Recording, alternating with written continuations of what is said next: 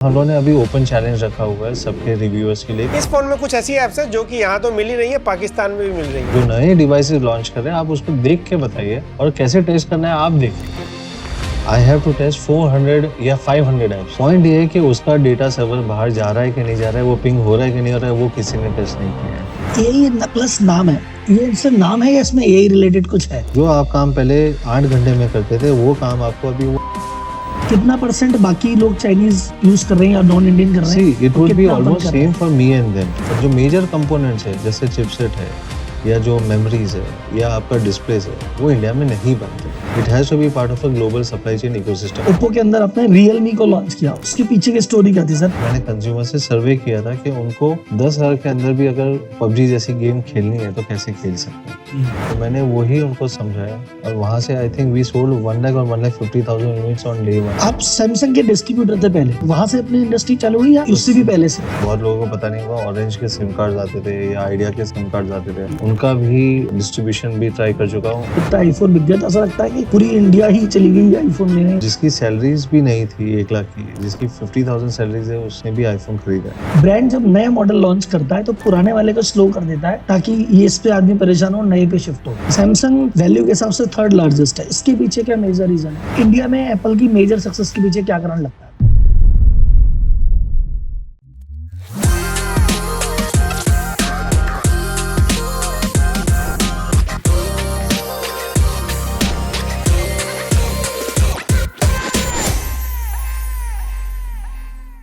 माधव सेठ और AI plus, ये दो नाम पिछले काफी दिनों से कंट्रोवर्सी में चल रहे हैं। कई टेक क्रिएटर्स ने इनके फोन का रिव्यू करके कहा कि ये कंपनी खुद को इंडियन बोलती है पर इसमें बहुत सारे पार्ट तो चाइनीज लगे हुए हैं। उन्होंने यहाँ तक बोला कि इसके अंदर तो एक चाइनीज ऐप भी है जो कि सारी इंफॉर्मेशन ट्रैक करके चाइना भेज रहा है। किसी ने कहा नाम में AI प्लस है, एक्चुअल में AI का काम नहीं है। और यहाँ तक कहा कि जो जो इनकी प्रॉब्लम को एक्सपोज करता है टेक क्रिएटर, उसको नोटिस भेज देते हैं और उसकी वीडियो डाउन करवा देते हैं। बट ये जो रिव्यू हुआ, ये जो एलिगेशन लगे, इस पे AI प्लस के जो फाउंडर है माधव सेठ, उनका क्या कहना है? वो क्या इन सभी बातों को सही मान के खुद की गलती मान रहे हैं या वो इन सब बातों का एक काउंटर दे रहे हैं? क्या वो इस पूरे एपिसोड को एक मिसअंडरस्टैंडिंग मानता है?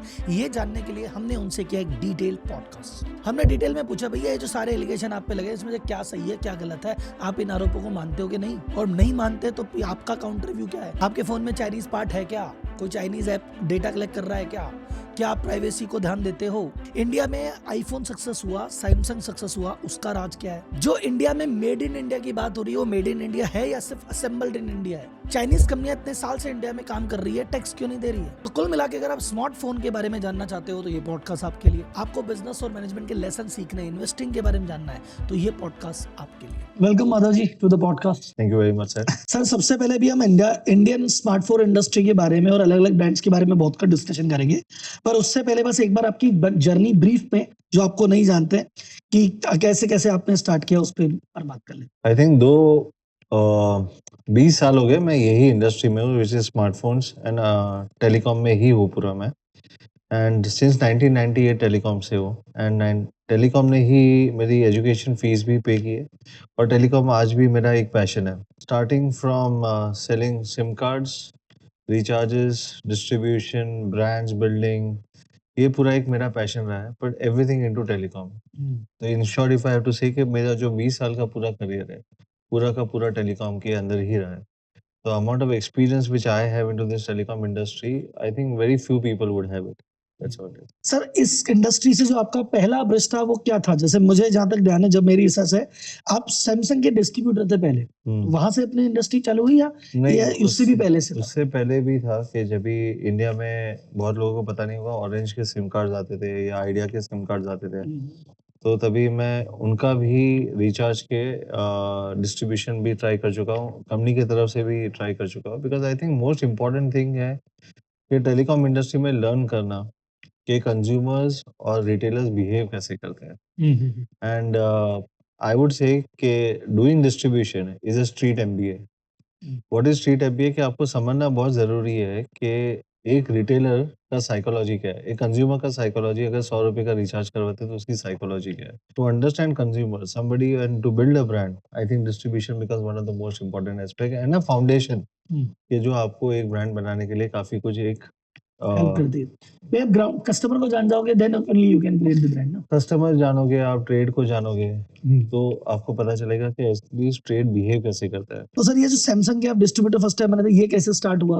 How did it same happen? Thing from telecom के काफी लोग टेलीकॉम में माइग्रेट करते हैं, तो रिचार्ज बिजनेस से कोई हैंडसेट बिजनेस में माइग्रेट करता है, तो वहाँ पे से मैंने सैमसंग का डिस्ट्रीब्यूटरशिप ली थी।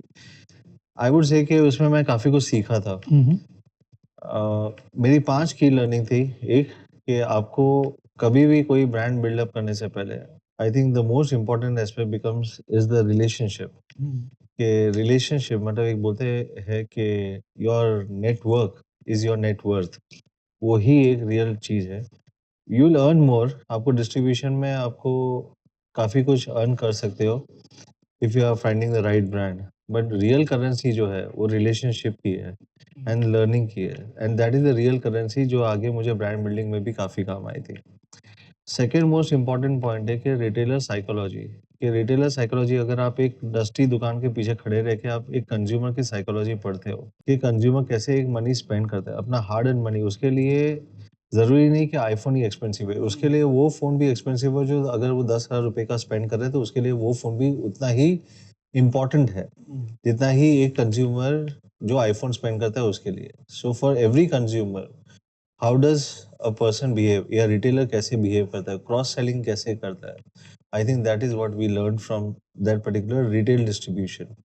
थर्ड मोस्ट इम्पॉर्टेंट थिंग है कि जो एक समझना बहुत जरूरी है, velocity which is speed. Speed is all about कि आपका टर्नओवर कितना फास्ट हो रहा है, इन्वेंट्रीज कितने डेज की है, रिटेलर्स कितना इन्वेस्ट कर सकता है और कितने ब्रांड पे कैसे कैसे इन्वेस्ट कर सकता है। अगर उसके पास 3 दिन की इन्वेंट्री रही और चौथा दिन भी अगर इन्वेंट्री रह गया तो इन्वेंट्री इज डेड, क्योंकि उसका इन्वेस्टमेंट रह गया तो नेक्स्ट साइकिल, बिलिंग साइकिल आपकी अटक जाएगी।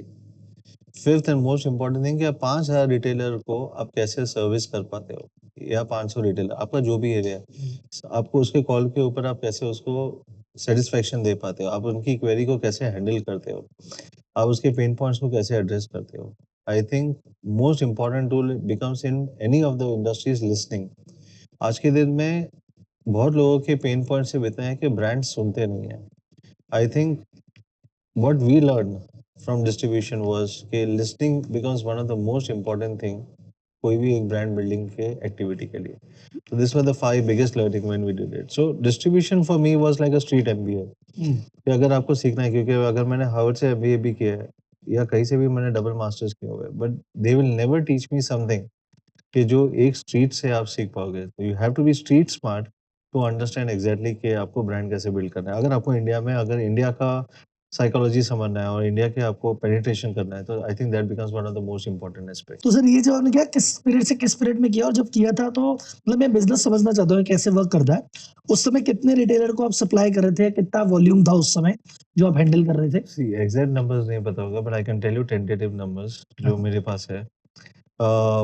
आई used to serve a smaller area, क्योंकि मेरा डिस्ट्रीब्यूशन मेरा एंड गोल था ही नहीं। ठीक है। डिस्ट्रीब्यूशन मेरे लिए लर्निंग गोल ही था, तो I used to serve a smaller area with 300 retailers, 200 और 300 रिटेलर्स। ठीक है। उसमें मैं 10-15 करोड़ का धंधा करता था। And to understand that point of view, काफी उसके बाद भी स्कोप ऑफ एक्सपेंशन मिलता है once you do a good distribution. But मेरा वो जर्नी था ही नहीं, मुझे सिर्फ वो लर्न करके then I wanted to move to the next journey. तो सर उसके बाद आपने लर्निंग की और then you move to the Oppo, second वही था। तो आपने ये चेंज क्यों किया और डिस्ट्रीब्यूटरशिप छोड़ के ओप्पो की तरफ आने का डिसीजन क्या था? क्योंकि मुझे ये लगता है कि आप पैसेंजर सीट में बैठ के इंडिया का विजन ड्राइव नहीं कर पाओगे, आपको ड्राइविंग सीट पे आना पड़ेगा।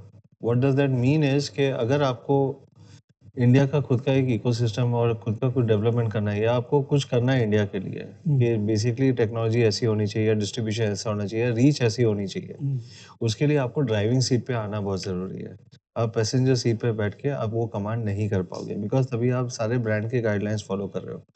पर आपको खुद को ब्रांड बनना बहुत ज़रूरी है टू कमांड दैट लर्निंग जो आपने नीचे सीखी हुई है। ठीक है। तो then you move to Oppo. Sir जब ओप्पो आपने ज्वाइन किया तो क्या वॉल्यूम थे उस समय ओप्पो के, ये कितना बड़ा था ओप्पो इंडिया में? सी ईयर बताएंगे कब था ज्वाइन किया? It was 2015। 2015। तो तो उस समय ओप्पो कितना बड़ा था? Oppo had just started in India and they were doing very good. मैं उनकी क्रेडिबिलिटी लेना नहीं चाहता हूँ. And I think they had a very good policy of two things. A, they focused on camera, कि उन्होंने सेल्फी कैमरा के ऊपर फोकस किया था एज अ कंज्यूमर एस्पेक्ट.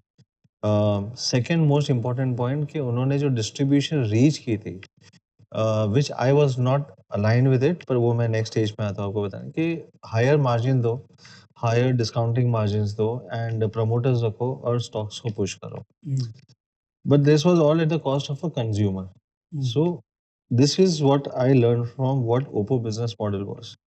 कि उन्होंने अपने ही सेट ऑफ डिस्ट्रीब्यूटर्स लाए चाइना से, इंडिया में अपने डिस्ट्रीब्यूटर्स बनाए जो आज भी डिस्ट्रीब्यूशन कर रहे हैं.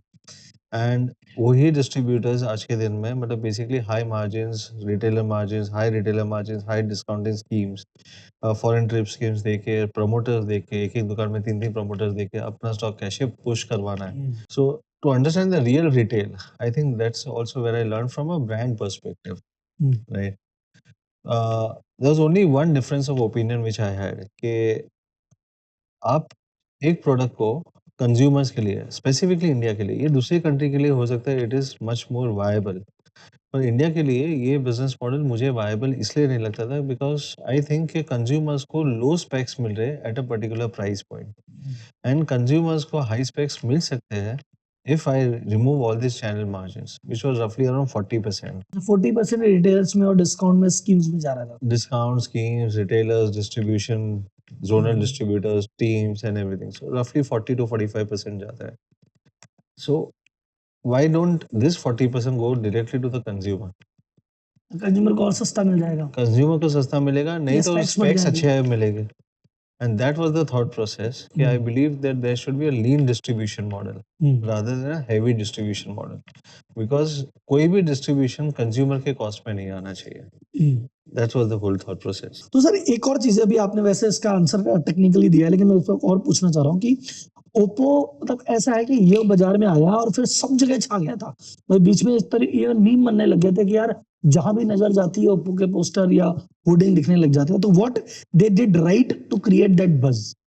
ये जो आपने कहा मार्जिन से हुआ, स्कीम से हुआ, किससे हुआ है? सिंपल है. I think they did a marketing blast.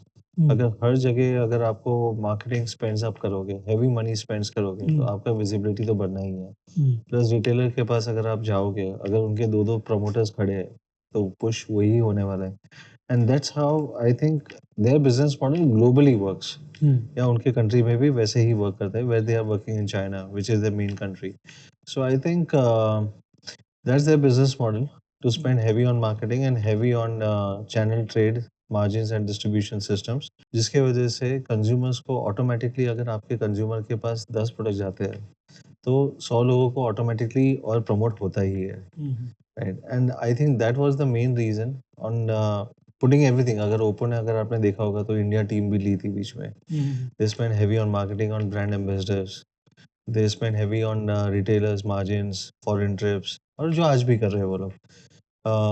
I think that's the reason. अगर आप देखोगे तो हर जगह ओप्पो, वीवो हर जगह थे 2015-2017 के बीच में, वेयर यू सी के they spend heavily on that to understand कि हम ट्रेड में कैसे पेनिट्रेट कर सके. मतलब उस समय वो प्रॉफिट नहीं देख रहे थे, वो देख रहे थे बस बाजार में मार्केट शेयर आ जाना चाहिए, प्रॉफिट बाद में कमा लेंगे. It was not about that, कि उनको पता था कि basically none of the companies, I don't think so कि they will work on negative margins, right? Because आपको मैं एक जनरली बता रहा हूँ, इंडिया का ट्रेंड है कि Indian consumers they are more loyal towards good quality products, better specs, and then the brand below 20,000 rupees. मतलब 20,000 रुपये के नीचे के जो कंज्यूमर्स है, उनकी ये 3 एस्पिरेशंस पहले है.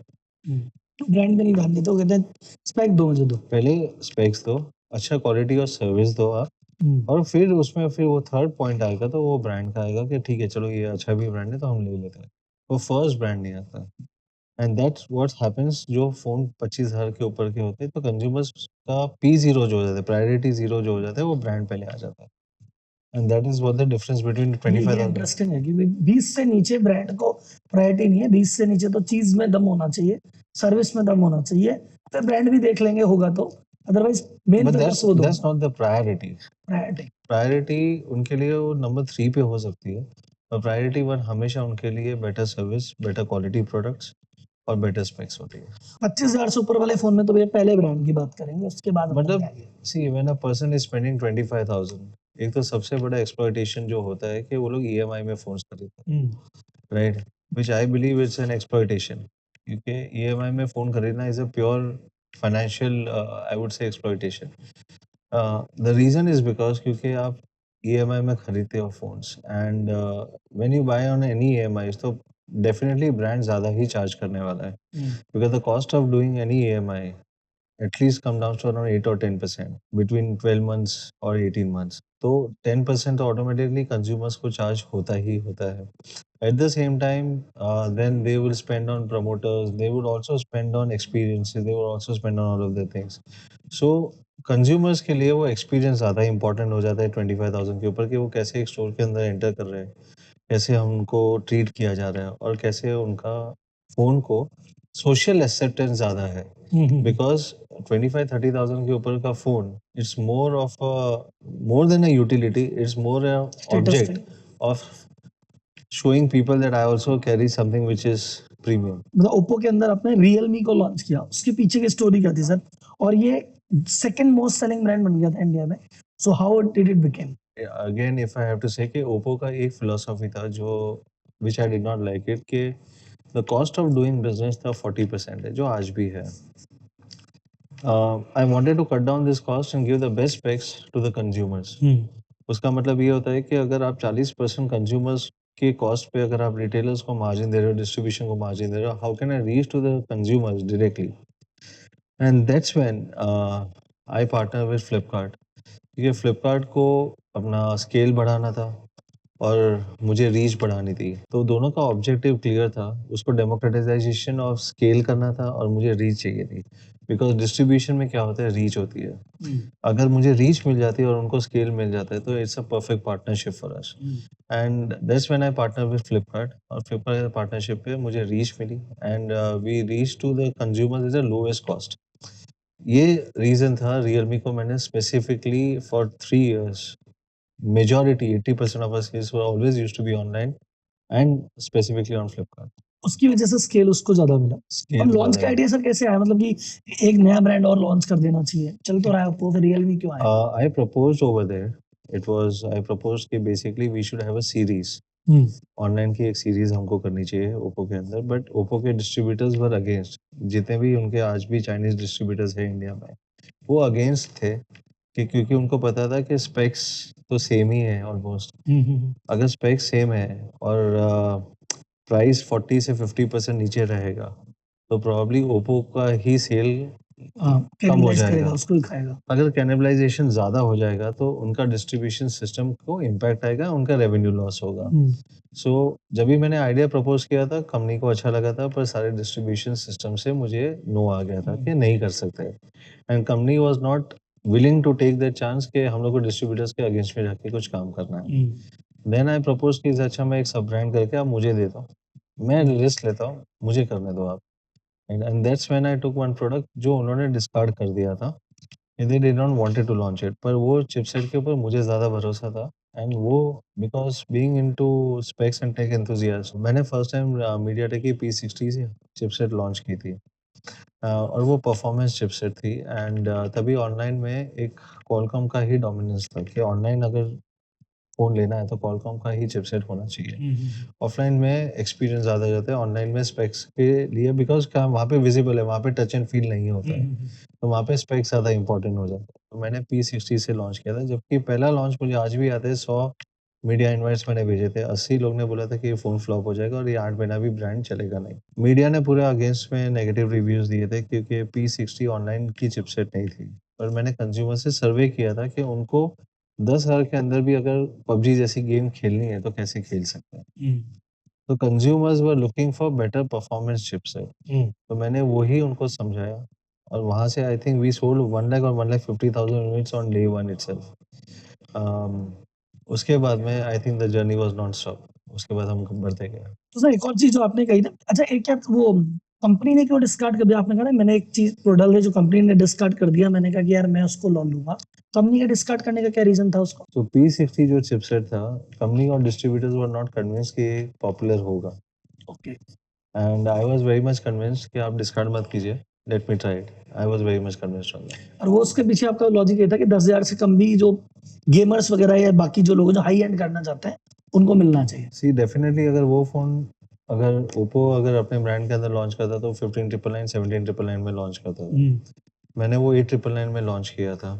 एंड सो बिलो 10,000 रुपीज़ मुझे पता था कि इंडिया की जो मार्केट है is close to 50% of the market on the volume side, and below 15,000 is around 70% of the India's market और 80% of the India's volume market, okay. Value नहीं volume market. तो मुझे इतना पता था कि कंज्यूमर्स को ऑप्शंस चाहिए और ऑनलाइन में स्पेस है for consumers to have more options, क्योंकि तभी ऑनलाइन में ज़्यादा ब्रांड्स थे ही नहीं। जैसे मैंने आपको बताया कि ऑनलाइन में I think we got a very clear entry कि तभी कोई ब्रांड था नहीं and we were able to promote it as a performance and a gaming phone below 10,000 rupees. Because sir वही है कि आपने ये जो फिगर है इसको थोड़ा सा और एलिब्रेट करना। इंडिया का 10% 10,000 से कम की प्राइस में 50% वॉल्यूम है और 15,000 से कम में 70 to 80% वॉल्यूम है। ये तभी का है 2017 2018 ठीक है, का। अभी ये चेंज अभी हुआ है। एएसपीज बढ़ी है, अभी एएसपीज अराउंड 10 से 12,000 की हुई है, पर अभी भी इंडिया का जो एस्पिरेशनल मार्केट है below 15,000 is still around 65 to 70%। जो consumers want to spend money on any devices less than 15,000 वो कम से कम 70% लोग हैं, राइट? बिकॉज अभी उनको अगर स्पेक्स से कॉम्प्रोमाइज नहीं करना है तो then they go for EMI options या एनी अदर थिंग अबव 15,000, क्योंकि अभी because of the current memory price rise तो सबके फोन के प्राइस बढ़ गए हैं।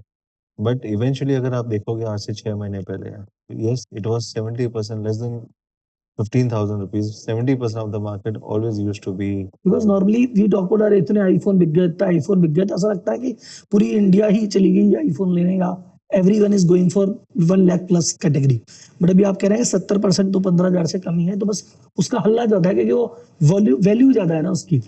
पीस कम बिकता है पर वो वैल्यू में खेल जाता है। द मोस्ट इम्पोर्टेंट इज के आज के दिन में इजी अफोर्डेबिलिटी आईफोन ने भी जो किया था सबसे इम्पोर्टेंट किया था कि इंडिया में दे गिव 36 व्हिच मींस कि आप 36 मंथ्स नो कॉस्ट ईएमआई पे भी आप फोन खरीद सकते हो, व्हिच मींस कि अगर आप प्रमोशन देखोगे तो 2,000 या 3,000 रुपए पर मंथ पे आप ये आईफोन खरीद सकते हो। तो जिसकी सैलरीज भी नहीं थी 1 लाख की, जिसकी 50,000 सैलरीज है उसने भी आईफोन खरीदा है, राइट? एक एंड बार तो 20,000 वाले ने भी कहा यार चांस ले। सबने लिया है, सबने सबने ट्राई लिया। किया है। I don't want to disregard them कि पर सबकी एस्पिरेशन होती है कि अगर मेरा फ्रेंड आईफोन यूज़ कर रहा है तो मैं भी आईफोन यूज़ करूँगा। मैंने खान मार्केट में सर्वे किया था, एक group of bunch of girls थी, मैंने उनको बोला आप सब आईफोन यूज़ कर रहे हो। किसी के पास आईफोन एक्स था जो आज से 7-8 साल पहले लॉन्च हुआ था, किसी के पास आईफोन 10 था, 11 था, 12 था, जो भी। तो it was like not the latest generation but last 4-5 generation है, कोई सेकंड हैंड आईफोन यूज़ कर रहा था। But the only reason they were all using iPhone was ये सोसाइटल प्रेशर था कि मेरी फ्रेंड आईफोन यूज़ करे तो मुझे भी आईफोन तो होना ही चाहिए मेरे पास। It is more about creating FOMO between friends और सोसाइटी का एक प्रेशर आ जाता है कि if my friend is also using an iPhone तो मुझे भी आईफोन यूज़ करना हाँ, तो चाहिए। People are using iPhone. अब वो मैटर नहीं है आज 17 लॉन्च हुआ है तो कोई 12 कर रहा है, कोई 13 कर रहा है, कोई पुराना कर रहा है, बट वो दिखना चाहिए। एप्पल दिख रहा है तो दैट्स इट। सो वो कौन सा है कोई नहीं पूछ ये रहा। यंगस्टर्स के अंदर थोड़ा ज़्यादा ट्रेंड आ जाता है बिकॉज़ बेसिकली उनको भी अपने सोसाइटी सर्कल्स में दिखाना है कि basically they also can afford something. Sometimes क्या होता है कि this is the problem of sudden generation कि हमको दिखाने के लिए कि basically we can also afford something and हम भी आपके जितने ही कैपेबल है। मैं आईफोन यूज़ करता हूँ। So to I would say it is more about your validation in the society कि आपको खुद को वैलिडेट करना है सोसाइटी के लिए, इसके लिए आप कभी कुछ करते हो ब्रांड पर। तो सर अभी जैसे आपने कहा कि फ्लिपकार्ट को आपको रीच चाहिए थी, फ्लिपकार्ट को वॉल्यूम स्केल चाहिए था, चाहिए था। उन्होंने किया। तो मैं तो जैसे देखता हूँ, अगर मैं अभी अपन फ्लिपकार्ट की जर्नी अगर पीछे जाके देखते हैं कि फ्लिपकार्ट इतना फेमस क्यों हुआ, फ्लिपकार्ट का इतना वॉल्यूम क्यों हुआ, तो फ्लिपकार्ट ने इलेक्ट्रॉनिक से स्टार्ट किया था और इलेक्ट्रॉनिक में मोबाइल से। तो अगर मोबाइल नहीं होता और इलेक्ट्रिक नहीं होता तो शायद फ्लिपकार्ट उतना बड़ा वॉल्यूम में उतनी चीज नहीं कर पाता। तो फ्लिपकार्ट को और कितना फायदा हुआ इससे? फ्लिपकार्ट को डेफिनेटली स्केल मिला है मोबाइल से। I think back in 2018 2020 the volumes जो फ्लिपकार्ट का जीएमवी था 40 to 50% used to be covered by mobiles as a category.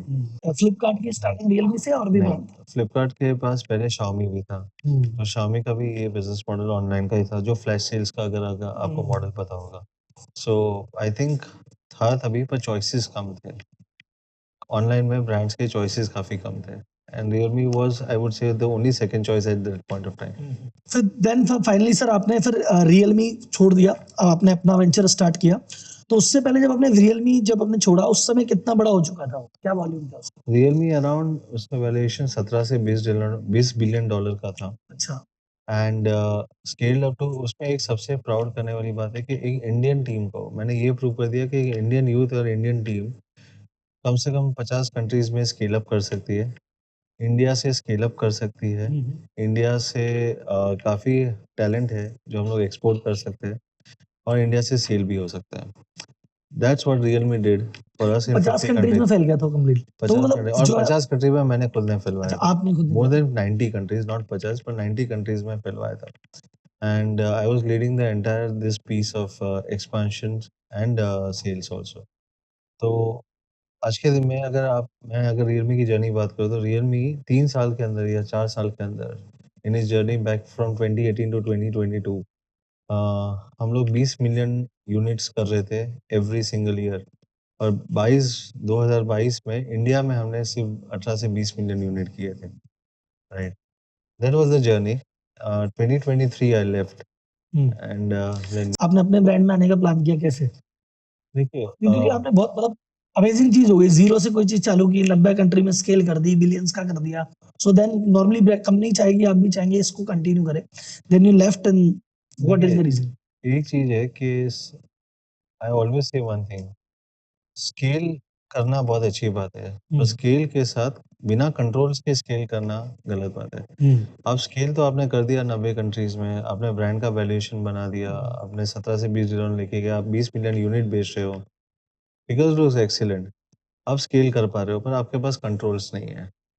ये मैंने 2022 में रियलाइज़ किया कि scale without controls makes no sense. अगर स्केल आप इंडिया से कर रहे हो 90 कंट्रीज के अंदर, पर कंट्रोल्स अगर चाइना में है, तो आप वो विज़न को लीड नहीं कर पाओगे। It is not against China, but आप वो विज़न को लीड नहीं कर पाओगे जो आप विज़न से आपने स्टार्ट किया था ब्रांड को। कि बेसिकली हर कंट्री में आपको वापस क्या आप सीड इन कर सकते हो, वो कंट्री के लोकल को आप कैसे और डेवलप कर सकते हो, लोकलाइज़ेशन को कैसे डेवलप कर सकते हो, गवर्नमेंट को कैसे सपोर्ट कर सकते हो, गवर्नमेंट के इनिशिएटिव्स को कैसे सपोर्ट कर सकते हो। पर इसमें हमेशा बायसनेस आ जाती है क्योंकि when it is more about आपका कंट्रोल्स अगर इंडिया में नहीं है, तो हमेशा प्रायोरिटी वहाँ पे आ जाती है जहाँ पे आपका हेडक्वार्टर्स है और आप हमेशा लॉयल्टी भी आपके हेडक्वार्टर्स की तरफ ही रहेगी जहाँ पे वो कंट्री के हेडक्वार्टर्स है। मतलब दैट्स वेयर आई अंडरस्टूड कि scaling without controls makes no sense. So we need controls, अपना खुद का ब्रांड लॉन्च करना पड़ेगा। कंट्रोल्स अगर आपके हाथ में हो गए और स्केल आप करना जानते हो, then it makes definitely makes more sense कि आपको आपका जो विज़न लीड करना है उसमें कोई डायल्यूशन नहीं होगा। That's what the whole reason.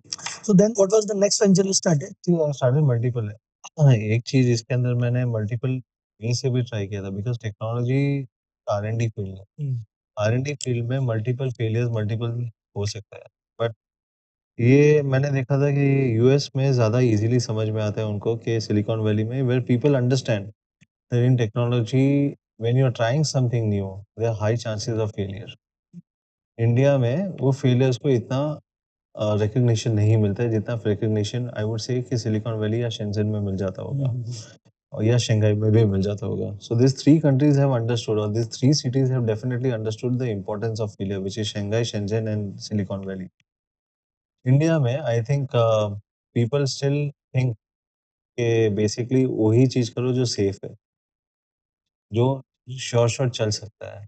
But trying to do something very different and very innovative जैसे आज मैंने अगर एआई प्लस स्मार्टफ़ोन स्टार्ट किया है 4 लाख या 5 लाख करोड़ की मार्केट में I am the only Indian brand who is trying to compete against them. कोई इंडियन ब्रांड का 0.05% के शेयर के ऊपर इंडिया में है नहीं अभी and 99.5% is a global brands in India out of which 80% are from China. तो हम यहाँ पे अगर उनके सामने अगर कम्पीट करना है, तो you really need experience, capital and a deep understanding of supply chain. इसके बिना आप नहीं कर पाओगे। सो आई थिंक और सब चीज़ आपके लिए आइडियल सिचुएशन भी नहीं होगी कि आपके लिए ये सब चीज़ होगा तो ही आप काम स्टार्ट कर पाओगे। So to take that risk is one of the most important thing. But I think I'm proud कि मैंने AI Plus स्मार्टफोन को establish करके और 8 महीने या 9 महीने के अंदर मैंने कम से कम 2000 करोड़ का रेवेन्यू करके 1.5 से 2 मिलियन हैंडसेट बेच के वो एक एस्टैब्लिश कर दिया कि there can be a space for an Indian brand in this competitive industry जो 4 लाख या 5 लाख करोड़ की मार्केट है। और वो 4 लाख 5 लाख करोड़ में मैंने 2000 करोड़ सिर्फ फर्स्ट ईयर ऑफ इनिशिएशन मैंने सेटअप कर दिया while we were bootstrap still profiting. अभी आपने कहा इंडियन ब्रांड 4 लाख करोड़ के ब्रांड में एक इंडियन ब्रांड आया और ऐसा है। अभी आपको पता है रिसेंटली जो कंट्रोवर्सी चल रही थी भी, मैं तो फाइनेंस का बंदा हूं, आई am not a guy, but बहुत सारे टेक रिव्यूअर जो इंडिया के बड़े टेक रिव्यूअर्स हैं, उन्होंने एक बोला कि नहीं यार ये इंडियन ब्रांड कहते प्रमोट कर, पर इंडियन ब्रांड नहीं है तो चाइनीज ब्रांड। सबसे पहले I respect all the tech reviewers but I think उनको भी थोड़ी डीप रिसर्च करनी चाहिए कि किसको क्या बोला जाता है। And that's were my entire point was कि आप आओ हमारे साथ टेबल पे बैठो, हम आपको समझाते हैं कि क्या होता है। फर्स्ट ऑफ ऑल जब भी आप स्मार्टफोन बनाते हैं तो इसके अंदर 2 चीज़ होती है, हार्डवेयर और सॉफ्टवेयर। हार्डवेयर में कंपोनेंट इकोसिस्टम या इंडिया में अभी तक पूरा डेवलप हुआ ही नहीं है। आपको component ecosystem global supply chain पे ही आपको डिपेंड होना पड़ेगा। इंडिया ने अभी कंपोनेंट इकोसिस्टम स्कीम निकाली है, तो वो भी तभी इम्प्लीमेंट हो पाएगी जब ये ब्रांड इंडिया में होगा, क्योंकि उनको भी सपोर्ट कौन करेगा, यहाँ से लोकल बाय कौन करेगा, क्योंकि ग्लोबल ब्रांड्स की उनकी खुद की सप्लाई चेन ऑलरेडी एस्टेब्लिश हो चुकी है। अगर इंडिया की कंपोनेंट इकोसिस्टम की स्कीम भी बनती है तो वहाँ से परचेज कौन करेगा? क्योंकि अगर आपका ब्रांड ही लोकल नहीं होगा तो परचेज कौन करेगा? सो एक होता है हार्डवेयर। हार्डवेयर के अंदर भी एज पर गवर्नमेंट हम लोग BIS कंप्लायंट है, विच मीन्स कि जो गवर्नमेंट के कंप्लायंसेस है according to whatever the localisation rules है वो हम पूरा फॉलो करते हैं। हमारी पूरी मैन्युफैक्चरिंग या असेंबली पूरी नोएडा में होती है। जो लोकल कंपोनेंट्स इंडिया में बन रहे हैं उससे ज़्यादा हम लोग इंडिया में हम लोग सोर्स करके ले रहे हैं। Whichever is not possible in India वो बाहर से ही आ रहा है। अभी इतना डीप किसी को या तो नॉलेज नहीं है या तो मैं वही चाहता था कि मैं भी उनको एजुकेट कर सकूं। सेकंड आता है पार्ट सॉफ्टवेयर का। तो सर हार्डवेयर में मैं अगर आप बोलूं कि भी कितने परसेंट अपन बोलेंगे भी गवर्नमेंट के लोकलाइजेशन रूल के अकॉर्डिंग हाँ, कितना परसेंट हम यूज सो कर सकते हैं? फर्स्ट कितना ऑफ हम use ऑल कर- इसको बोलते हैं डोमेस्टिक वैल्यू एडिशन, DVA बोलते हैं। ठीक है। गवर्नमेंट का टारगेट है कि हम लोग डोमेस्टिक वैल्यू एडिशन एटलीस्ट 30 से 40% करें, बिकॉज चिपसेट इंडिया में बनती ही नहीं है। अगर आप बोलोगे तो एप्पल चिपसेट बनाता है? नहीं, TSMC बनाता है। डिस्प्ले वो बनाता है? नहीं बनाता है। वो ग्लोबल सप्लाई चेन में ग्लास वेंडर्स के पास से ही खरीदते हैं। असेंबली खुद करता है? नहीं करता है, उसके लिए फॉक्सकॉन करता है। सो it's a global supply chain. The point is कि हार्डवेयर के अंदर आपको ग्लोबल सप्लाई चेन लेना ही पड़ेगा। चिपसेट इंडिया में फैब्रिकेशन होता ही नहीं है, which is the major component cost. Memory India में बनती नहीं है, which is second major cost. Display India में नहीं होते, that is the third major cost. Whatever rest is domestic value addition, अगर गवर्नमेंट का भी मैंडेट है that we have to reach in next few years at least 30 to 40% of domestic value addition. We are on track and above any other brands. Point number one. Second point आता है software का। We are the only brand जिसके source codes India में है। हमने अपना Android के ऊपर हमने अपने सोर्स कोड्स लिखे गए फॉर यूजर एक्सपीरियंसेस। हमने अपने बिल्ड यहाँ पे इंडिया में किए, इंडिया के सर्वर्स पे रखे हुए हैं, राइट? नाउ पॉइंट नंबर 3, इसके अंदर आई वुड नॉट से कि बेसिकली कौन क्या डिफेम करने की कोशिश कर रहा है, but we have also said कि we will be certifying ourselves with the government audits and everything put together or with any third party audits which may be any of the big four के जो आके हमारे source code भी audit कर सकते हैं, and we will be the only brand who will be doing it and we are still doing it. Point number 3, इसके अंदर सॉफ्टवेयर के सोर्स कोड्स ही नहीं पर हम लोग है ना इसके अंदर मल्टीपल एप्स हम लोग टेस्ट करते हैं। मल्टीपल एप्स हमने जो टेस्ट करते हैं तो हम लोग बेसिकली उसके अंदर जितने भी पिंग्स होते हैं, IPs होते हैं, IP एक भी इंडिया के बाहर नहीं जाते हैं। ये मोस्ट क्रिटिकल पार्ट है कि डेटा आपका बाहर कितना जा रहा है, आपका पिंग सर्वर बाहर कितना हो रहा है, एंड नोबडी चेक दैट। यही मेरा एक पॉइंट ऑफ रिव्यूअर्स के साथ है कि आप एक बार हमारे साथ आके बैठो, आप देखो एक बार कि कौन सा ऐप का डेटा बाहर जा भी रहा है। अगर कोई जा रहा है तो आप हमको बताइए। ऐप एक होना बिकॉज कंज्यूमर्स को चाहिए और वो डेटा बाहर जाना, दोनों एक अलग एस्पेक्ट आ जाती है। सो हम ऐप टेस्ट करते हैं, हमने 300 ऐप नहीं 400 ऐप्स भी टेस्ट करते हैं बिकॉज कंज्यूमर्स मल्टीपल ऐप्स के साथ काम करते हैं, तो we have to continuously check कि वो ऐप्स का कॉन्फ़िगरेशन एंड यूजर एक्सपीरियंस बराबर है या नहीं है। having the app or any game which may be from Korea or from China or anyone, does that mean कि probably उसका IP ping चाइना में जा रहा है? Probably नहीं, वो किसी ने चेक नहीं वो किया। एक जो उन्होंने कहा कि कोई चाइना का ऐप है जो कि इंस्टॉल्ड है जिससे डेटा बाहर चला जाता है, ये उनका वही पॉइंट ऑफ व्यू से तो मेरा वहाँ पे सबसे बड़ा पॉइंट था। अगर ऐप है पर उसका किसी ने सर्वर डेटा चेक किया कि बाहर जा रहा है कि नहीं जा रहा है। आप कह रहे हो कि ऐप तो हो सकता है कि ऐप होगा उनका। ऐप तो कोई भी इंस्टॉल करेगा, मुझे तो दुनिया भर के सारे ऐप्स मुझे यहाँ पे वो अपने फ़ोन में चाइनीज रखने है पड़े। उस पे डेटा बाहर नहीं जा रहा। ये आपको कहना मैं चाह रहे वही अभी बता रहा हूँ। आई हैव टू टेस्ट 400 या 500 ऐप्स जो सबसे मोस्ट यूज्ड ऐप्स है। पॉइंट ये है कि उसका डेटा सर्वर बाहर जा रहा है कि नहीं जा रहा है, वो पिंग हो रहा है कि नहीं हो रहा है, वो किसी ने टेस्ट नहीं किया है। बाहर नहीं जा रहा है, इंडिया में है। वो इंडिया में है और वो हम लोगों ने अभी ओपन चैलेंज रखा हुआ है सबके रिव्यूअर्स के लिए कि हम लोग जो नए डिवाइसेस लॉन्च कर रहे हैं आप उसको देख के बताइए और कैसे टेस्ट करना है आप देखिए। सॉफ्टवेयर के अंदर ये हमने ओपनली हमने बोला हुआ है कि आप सॉफ्टवेयर पिंग करके देख लीजिए। हम we are the only brand जिसमें अगर हमने यूनिसॉक चिपसेट यूज किया है जो चाइना का चिपसेट कंपनी है, अगर यूनिसॉक चिपसेट भी अगर हमने यूज किया हुआ है उसका भी पिंग बाहर नहीं जा रहा है, उसका भी पिंग आपके फोन के अंदर है या तो इंडियन सर्वर के ऊपर है।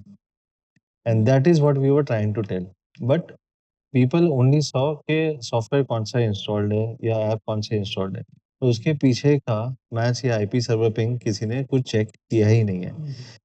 So hence we wanted to communicate with them, bring them on the table and test in front of them कि आप भी टेस्ट हमारे साथ कीजिए तो हमको भी पता चलेगा और हमारी कोई गलती होगी तो हम ठीक भी करने को तैयार है। But we are the only company who is also thinking about this. सबसे पहले पॉइंट, कंज्यूमर को इससे कोई फर्क नहीं पड़ता है, कंज्यूमर का एक्सपीरियंस से कोई फर्क नहीं पड़ता है। बिकॉज पॉइंट नंबर 1, कंज्यूमर को मैंने आपको सबसे पहले बताया best specs at best prices चाहिए और बेस्ट क्वालिटी चाहिए विच वी आर गिविंग।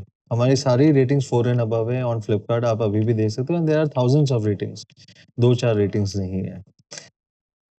अगर कंज्यूमर्स को है, फॉर अस प्रिवेसी या डेटा ये हमारे लिए फीचर नहीं था कि जो हमको प्रमोट करना है, ये हमारे लिए फ्यूचर है विच आई बिलीव के एज एन इंडियन ब्रांड मेरा रिस्पॉन्सिबिलिटी आता है कि कोई इंडियन कंज्यूमर का डेटा बाहर नहीं जाना चाहिए, क्योंकि इंडियन कंज्यूमर के डेटा मल्टीपल टच पॉइंट से बाहर जा सकते हैं which can be through touch screen, digital footprint, कैसे भी जा सकते हैं। वो सर्वर कहाँ पे बाहर पिंग हो रहा है वो उसके ऊपर बहुत डिपेंडेंट होता है। While we can use the global component ecosystem, मैं वही बोल रहा हूँ कि अगर मैंने चाइना का यूनिसॉक चिपसेट भी अगर यूज किया तो उसका भी पिंग बाहर नहीं जा रहा है। And that's what exactly we wanted to speak out, but I think reviewers wanted, they were in hurry to push out information. Even pushing out information हम लोग को उसमें इशू नहीं है, पर हमने उनको ये भी बताया था कि basically let us sit down on the table and let's discuss about it. Point number 3 ये है कि यस हमने वो भी देखा कि सॉफ्टवेयर ट्वीक हुए थे, तो नो डाउट हमने भी फाइंड आउट किया कि हमारे फ़ोन्स के अंदर बहुत सारे जो रिव्यूअर्स के पास सॉफ्टवेयर थे वो तो हमारा वर्जन ही नहीं था। And that's the reason we were trying to connect with the reviewers and understand कि आपके पास सॉफ्टवेयर वर्जन आए कहाँ से। फिर हमको पता चला कि हमने जहाँ पे सर्विस सेंटर्स में, क्योंकि हमने 1000 सर्विस सेंटर्स है हमारे, 1000 सर्विस सेंटर्स को जब भी हम लोग सर्विस के लिए फ़ोन कोई भी कंज्यूमर्स देता है तो उनको हम लोग सॉफ्टवेयर रीराइट की कैपेबिलिटी देते हैं। सो उनको हम लोगों ने लॉकिंग के साथ नहीं दिया था। जो हमारा ट्रस्ट था वो सर्विस सेंटर्स के ऊपर, पर उसमें अंदर मल्टी ब्रांड सर्विस सेंटर्स थे, तो 2-4 सर्विस सेंटर्स हम लोगों ने ऑडिट किए, जिससे पता चला कि उन्होंने सॉफ्टवेयर को ओपन करके ट्वीक करके बहुत सारे डिवाइसेस सेकेंड हैंड में मार्केट में दिए थे या किसी को दिए थे। While we are still investigating into it, but we are working on the locking software from the service centre side also. So जो कंज्यूमर्स को जो जा रहा था that was very clear, but ये सॉफ्टवेयर हम लोग ने लूपहोल फाइंड आउट किया कि yes there was some loophole from the service centre side जहाँ पे वो लॉक करके सॉफ्टवेयर नहीं जा रहा था जब भी वो ओपन हो रहा था या कंज्यूमर्स को सर्विस हो रहा था या तो कोई सेकेंड हैंड डिवाइसेस एक्सचेंज कर रहे थे, तो वहाँ पे वो बेसिकली सॉफ्टवेयर ट्वीक हो रहा था। एंड वी फाउंड कि वो वर्जन हमारे थे ही नहीं सॉफ्टवेयर के। हेंस उसके बाद मैंने अपने सारे सॉफ्टवेयर वर्जन अभी मैं खुद अपने सारे हैंडल्स पे पब्लिश करता हूँ कि ये सॉफ्टवेयर वर्जन है, मेक श्योर कि it is been updated to that latest version as well. So इसमें 2 पार्ट आता है, one is hardware, one is software. We are the only one who is having the build software in India on based on Android and on open source. We are the only one जिसने वो servers India में रखे हैं। जो बाकी software अभी आपने we are the only one जो सॉफ्टवेयर इंडिया बना रहे हैं, तो बाकी सॉफ्टवेयर बाकी जो कंपनीज है जो सोर्स बाहर कोड से बन है रही है? सबके बाहर ही है। अच्छा, सबके बेस जो सोर्स कोड है वो इंडिया में तो है ही नहीं, सबके बाहर है, राइट? आपका सोर्स कोड इंडिया में ही है और इंडियन सर्वर इंडिया पे में सेव इंडियन होता है। सर्वर पे ठीक ही है। सेव होता है। और डॉक्टर सर हार्डवेयर कंपोनेंट में बात करूं तो कितना परसेंट बाकी लोग चाइनीज यूज कर रहे हैं या नॉन इंडियन कर रहे सी हैं इट और वुड बी कितना अपन ऑलमोस्ट कर रहे सेम हैं? For me and them, okay, same ही। क्योंकि इसमें मैं अगर ट्राई भी करूँगा, लाइक से फॉर एग्जांपल डिस्प्लेस इंडिया में बनते ही नहीं है। मैंने एक एग्जांपल दे रहा हूँ डिस्प्लेस का। इंडिया में वो मशीनरी की कैपेबिलिटी नहीं है, मशीन्स है नहीं अभी तक, विच इंडिया ने अभी जो इलेक्ट्रॉनिक कंपोनेंट स्कीम डाली है उसके अंदर वो लोग ट्राई कर रहे हैं कि लाने के लिए। आई मे बी डूइंग 2-5% मोर, पर उसके लिए मैं ब्रैग करना नहीं चाहता हूँ कि 5% मैं ज़्यादा कर रहा हूँ। मैं तो ये फ्रेमिंग भी इंडिया में कर रहा हूँ, मैं वो टूलिंग भी इंडिया में कर रहा हूँ। It does not make too much value addition. 5% ज़्यादा वो वैल्यू एडिशन नहीं, पर जो मेजर कंपोनेंट्स है जैसे चिपसेट है या जो मेमोरीज है या आपका डिस्प्लेस है वो इंडिया में नहीं बनते हैं। It has to be part of a global supply chain ecosystem only. और ये सॉफ्टवेयर हार्डवेयर वाला तो चलो आपने समझा दिया। और वो जो आपने कहा कि आपके मोस्टली यही है जो इंडियन, जो शायद कुछ टेक रिव्यूअर ने रिव्यू किया, मे बी कुछ वो जो ट्वीक वाले सॉफ्टवेयर हैं उनको कर लिया होगा, उस पे रिजल्ट उनका मेरे आ गया पास वो होगा। डिटेल्स नहीं है। आई कि उन्होंने कैसे किया? Am trying to reach out to them. They are not approaching. They have not approached us and we क्योंकि are अभी trying to एक reach और out to चीज आ रही them. है कि भाई आपने उन्हें कुछ नेगेटिव बोला तो आपने वो डिफेमेशन करके उनको बंद कर दिया। Defamation, yes, definitely, क्योंकि अगर मैंने देखा कि वो सॉफ्टवेयर वर्जन मेरा नहीं है एंड स्टिल हम लोग ने उनको रीच आउट किया है, हमने उनको क्वेरीज लिख के भेजी है, 15 दिन तक हम वेट भी कर रहे हैं and still they are not replying to us, तो हम लोग को कोई ऑप्शन नहीं रह जाता है but to take the legal route. So हमने कोई भी क्रिटिकल एनालिसिस जो थे यूट्यूबर्स के, वो हमने कभी भी कहाँ पे भी हमारे पास भले जॉन डू ऑर्डर्स है, हमने कभी भी किसी का स्टॉप नहीं किया।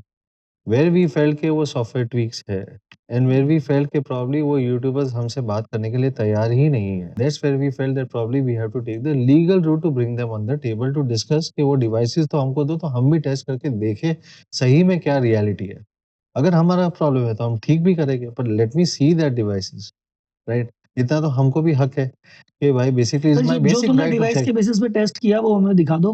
कहाँ नहीं से तो जो परचेज हमारे किया पास है। डिवाइस है उस पे मैंने डबल सिंपल टेस्ट चीज कर लो। मांगा है कि आपने कहाँ से परचेज किया, उसका परचेज इनवॉइस दिखा दो, आईएमई नंबर्स दे दो मुझे एंड उसके बाकी के डिटेल्स दे दो मुझे, और मुझे एक बार सॉफ्टवेयर टेस्ट कर लो, और चाहिए तो आप भी साथ में आके बैठ के हम लोग टेस्ट कर लेते हैं। And that was the whole point. After this we are suppose to launch Neo and Pro, जो हम लोग अभी नया लेटेस्ट लॉन्च कर रहे हैं and it's going to be one of the best in the industry, पर उसमें हमने लॉन्च ही नहीं कर रहे हैं अभी। हमने एक अलग ही अप्रोच लिया है कि हम प्रोडक्ट ही मार्केट में तभी डालेंगे और हम सारे रिव्यूअर्स को भेजेंगे and we have openly said कि आप rip the phone, which means कि आपको जो करना है फोन के साथ करो, आपको रिव्यूज देना है दो, नहीं देना है मत दो, फीडबैक दे दो आप, राइट? एंड अगर नो फीडबैक है तो भी ठीक है, और वो हम लोग अपने वेबसाइट पर पब्लिश करेंगे कि हमने ये रिव्यूअर्स को इतने डिवाइसेस भेजे हुए हैं। If they don't review will say no they don't want to review us. एक प्लीज ऐसा भी हुआ शायद डिफेमेशन के बाद में कुछ लोगों ने कार्टेल था कि भाई हम करेंगे ही नहीं रिव्यू या काम ही नहीं करेंगे, ऐसा भी कुछ? सी आई वुड से, मतलब वो एक डिबेट है विच आई थिंक आप यूट्यूबर हो तो आपको ज़्यादा समझ में आएगा, मुझे इतना नहीं समझ में आता है। If you call yourself as an independent creator, तो फिर आप कार्टेल वाला कि हम सब मिलके नहीं करेंगे, मुझे लगता नहीं कि ऐसा होना चाहिए। अगर आप इंडिपेंडेंट क्रिएटर हो तो, अगर आप इंडिपेंडेंट क्रिएटर नहीं हो तो ही आपको एक वो कार्टेल फॉर्म करने का सोचोगे आप। कार्टेल में I'm just using the word कि भाई ऐसा मैंने सुना कि लोग नहीं गिरे। आपका वर्ड ही मैं यूज कर रहा हूँ, मैं अपना वर्ड नहीं यूज कर रहा हूँ, मैं आप ही का वर्ड यूज कर रहा हूँ। But the point is I am not aware of all of this things. What I would say is whoever are happy to review our products, और नहीं भी हैप्पी है, मैं सबको रिव्यू करने के लिए डिवाइसेस भेज रहा हूँ। एटलीस्ट टुमारो आप और मैं एज ए यूट्यूबर और एज अ टेक रिव्यूअर और एज अ ब्रांड, हमारा एंड गोल क्या है कि यूजर्स को बेस्ट प्रोडक्ट देना, यही है। अगर आप सही में इंडिपेंडेंट क्रिएटर हो तो then most important is the user benefits होना चाहिए। तो मैं ओपन का चैलेंज कर चुका हूँ वेयर आई वुड से कि यू रिव्यू द प्रोडक्ट, आपका रिव्यू का फीडबैक मैं आपके लिए 7 दिन वेट करूँगा, और 7 दिन के बाद अगर आप रिव्यू करते हो तो आपका जो रिव्यू है उसकी लिंक मैं वहाँ पे डाल दूंगा अपने वेबसाइट पे। खराब है तो खराब, सही है तो सही, with whatever reviews I will post it over there. Once आपका रिव्यू आएगा 7 दिन के अंदर, नहीं भी आता है तो मैं वहाँ पे लिख दूंगा कि आपने रिव्यू नहीं दिया है। एटलीस्ट उनके यूजर्स को पता रहना चाहिए कि उनके पास डिवाइसेस गए थे, उनका चॉइस था कि उन्होंने रिव्यू नहीं किया है, and yes after that 7 days only we will launch the product into the market consumers के तो पास। नए प्रोडक्ट जो भी आप लॉन्च करने वाले हैं, दिस इज द स्ट्रेटजी कि पहले प्रोडक्ट आएगा, सारे टेक रिव्यूअर्स को भेजा जाएगा जो भी टॉप है आपकी हमने नजर में। भेजना चालू कर दिया है, अच्छा, चालू कर दिया। ऑलरेडी चालू कर दिया हमने। न्यूयॉर्क प्रो जो हम लोग का नया प्रोडक्ट आने वाला था, we have delayed it by 10 or 15 days। हम 7 दिन रिव्यू पहले करवाएंगे, रिव्यूज करने के बाद ही हम उनके रिव्यूज आने के बाद या फीडबैक आने के बाद on hardware, software, specs, price, entire quality, right, अब करके बताइए, then will see and figure out. तो बेसिकली अपना तो क्योंकि मैं कॉन्फिडेंट हूँ कि मुझे, मेरा पता है कि मेरा product is one of the best in the segment, where I am super confident about it, तो मुझे डरने की कोई जरूरत ही नहीं। देख, आपने एक जगह प्राइवेसी आपकी पीक है, तो प्राइवेसी डेटा बाहर नहीं जाएगा, ये आपका कोर है। वो भी आप चेक कर चीज लीजिए, इंडिया में, और वो भी आप चेक कर लीजिए। वाइल कंज्यूमर्स, मैं अभी भी बात यही कर रहा हूँ कि मैंने कभी भी ये कंज्यूमर्स को ये फीचर के नाम पे नहीं बेचा। मैंने हमेशा ये बोला है कि this is the future of the country, not the feature for the consumers. एक सर लास्ट और है, उसके बाद अपन चलते हैं आगे, बहुत सारे सवाल हैं। एक ये जो एआई प्लस नाम है, ये सिर्फ नाम है या इसमें एआई रिलेटेड कुछ है? डेफिनेटली मैं हमेशा एक चीज बोलता हूँ कि एआई को आप ओवर हाइप मत कीजिए। एआई को, क्योंकि मार्केटिंग हाइप 2 दिन की होती है, कंज्यूमर्स के पास जो फोन रहेगा वो कम से कम 2 साल के लिए रहेगा। So I have never used AI as a marketing tool. AI आपके लिए एक बैकग्राउंड एप्लीकेशन है जो आपकी प्रोडक्टिविटी को इम्प्रूव करता है। जो आप काम पहले 8 घंटे में करते थे, वो काम आपको अभी वो 8 मिनट या 1 घंटे में करके दे सकता है। That is what AI does. So it's a silent background feature which will help you to increase your productivity. आपकी प्रोडक्टिविटी इंक्रीज करेगा वो, and not a selling feature to the consumer के भाई आपको क्या करना चाहिए। वाइल आज के दिन में सबसे बड़ा एलएलएम है वो गूगल का एलएलएम है। सो इसको मैं क्या ही प्रमोट करूंगा, because Google LLM itself is one of the biggest, उनके पास डेटा है, यूजर डेटा। क्योंकि अगर आपको कोई भी एआई फीचर बिल्ड करना है तो उसके लिए बैकग्राउंड कंज्यूमर डेटा चाहिए, क्योंकि वो आपका एक बिहेवियरल पैटर्न समझेगा तो आपको वो एक आंसर कर पाएगा इन अ एआई समराइज्ड वे कि आपकी क्या यूटिलिटी है, कैसे कर सकते हैं। Definitely there are lot of AI features on to the phone, but मैंने हमेशा फोन का नाम AI which is not artificial intelligence, it is applied intelligence plus. Applied intelligence plus, ये मॉडल का नाम है, से कंपनी का नाम है? कंपनी का नाम है। कंपनी का नाम एआई प्लस। कंपनी का नाम नेक्स्ट क्वांटम है, but brand name is applied intelligence plus which is AI plus. Applied intelligence is always about that human intervention will always be required in any artificial intelligence. Human को कोई भी artificial intelligence replace नहीं कर पाएगी, and that is what we say always applied intelligence. तो sir अभी इसकी USP क्या मानते हैं? आपका जो AI प्लस फोन है, जो भी ब्रांड्स आ रहे हैं, जो भी आपके फ्यूचर फोन है, करंट फोन है, तो वो जो उसकी यूएसपी क्या है बाकी बाजार से, सबसे अलग क्या है उसमें? देखिए, मैं अभी भी आपको बता रहा हूँ, hardware and specs and quality and service is one of the most important thing, जो आज के दिन में ऐसा नहीं कि मेरा सबसे यूनिक फीचर है। What I am trying to be is कि extremely transparent to the consumer, right. Transparency is the key for us as a brand, कि कंज्यूमर का फीडबैक लो, उसको इनकॉर्पोरेट करो, और one of the best specs to price ratio consumers के हाथ में फोन पहुंचाओ। मुझे सबका एक ही कहना है कि सारे ब्रांड्स जो आप फोन 10,000 में देते हो, उनका 15,000 के नीचे नहीं आते, तो आप प्रॉफिटेबल हो कि नहीं हो। इसे मैंने आपको फर्स्ट स्टेटमेंट बोला, मैं फर्स्ट डे से प्रॉफिटेबल हूँ। वाइल अदर ब्रांड जो 10-10 साल से इंडिया में है, जो सारे चाइनीज ब्रांड्स, वो प्रॉफिटेबल इंडिया में नहीं है। वो दिखा रहे हैं प्रॉफिटेबल नहीं है इंडिया में, right. So that's a different story all together. तो सर आपके प्रॉफिटेबल होने का क्या रीजन है? एक तो आपने अफोर्डेबिलिटी भी किया, ब्रांड मेरा हेडक्वार्टर्स इंडिया में ही है, हाँ, राइट। सो मुझे तो पैसा इंडिया में ही रखना है, तो बाहर नहीं भेजने पड़ रहे पैसे, एक तो ये हो गया। पैसा इंडिया में, रॉयल्टी मुझे देनी नहीं पड़ रही है, कुछ देना नहीं पड़ रहा है, रॉयल्टी बच गई आपकी। और शायद ये वो जो 40% कॉस्टिंग होती थी आपकी, कितनी है? 40 ही है, कम है? मार्केटिंग डिस्ट्रीब्यूशन पे जो मैं अभी भी ऑनलाइन फ्लिपकार्ट के साथ ही काम कर रहा हूँ। अच्छा, ऑफलाइन पे नहीं है तो अभी तक? मैं ऑनलाइन में ही हूँ, क्योंकि ऑनलाइन में फ्लिपकार्ट के पास रीच है। Reach is which up to around 19,000 to 20,000 pin codes across India.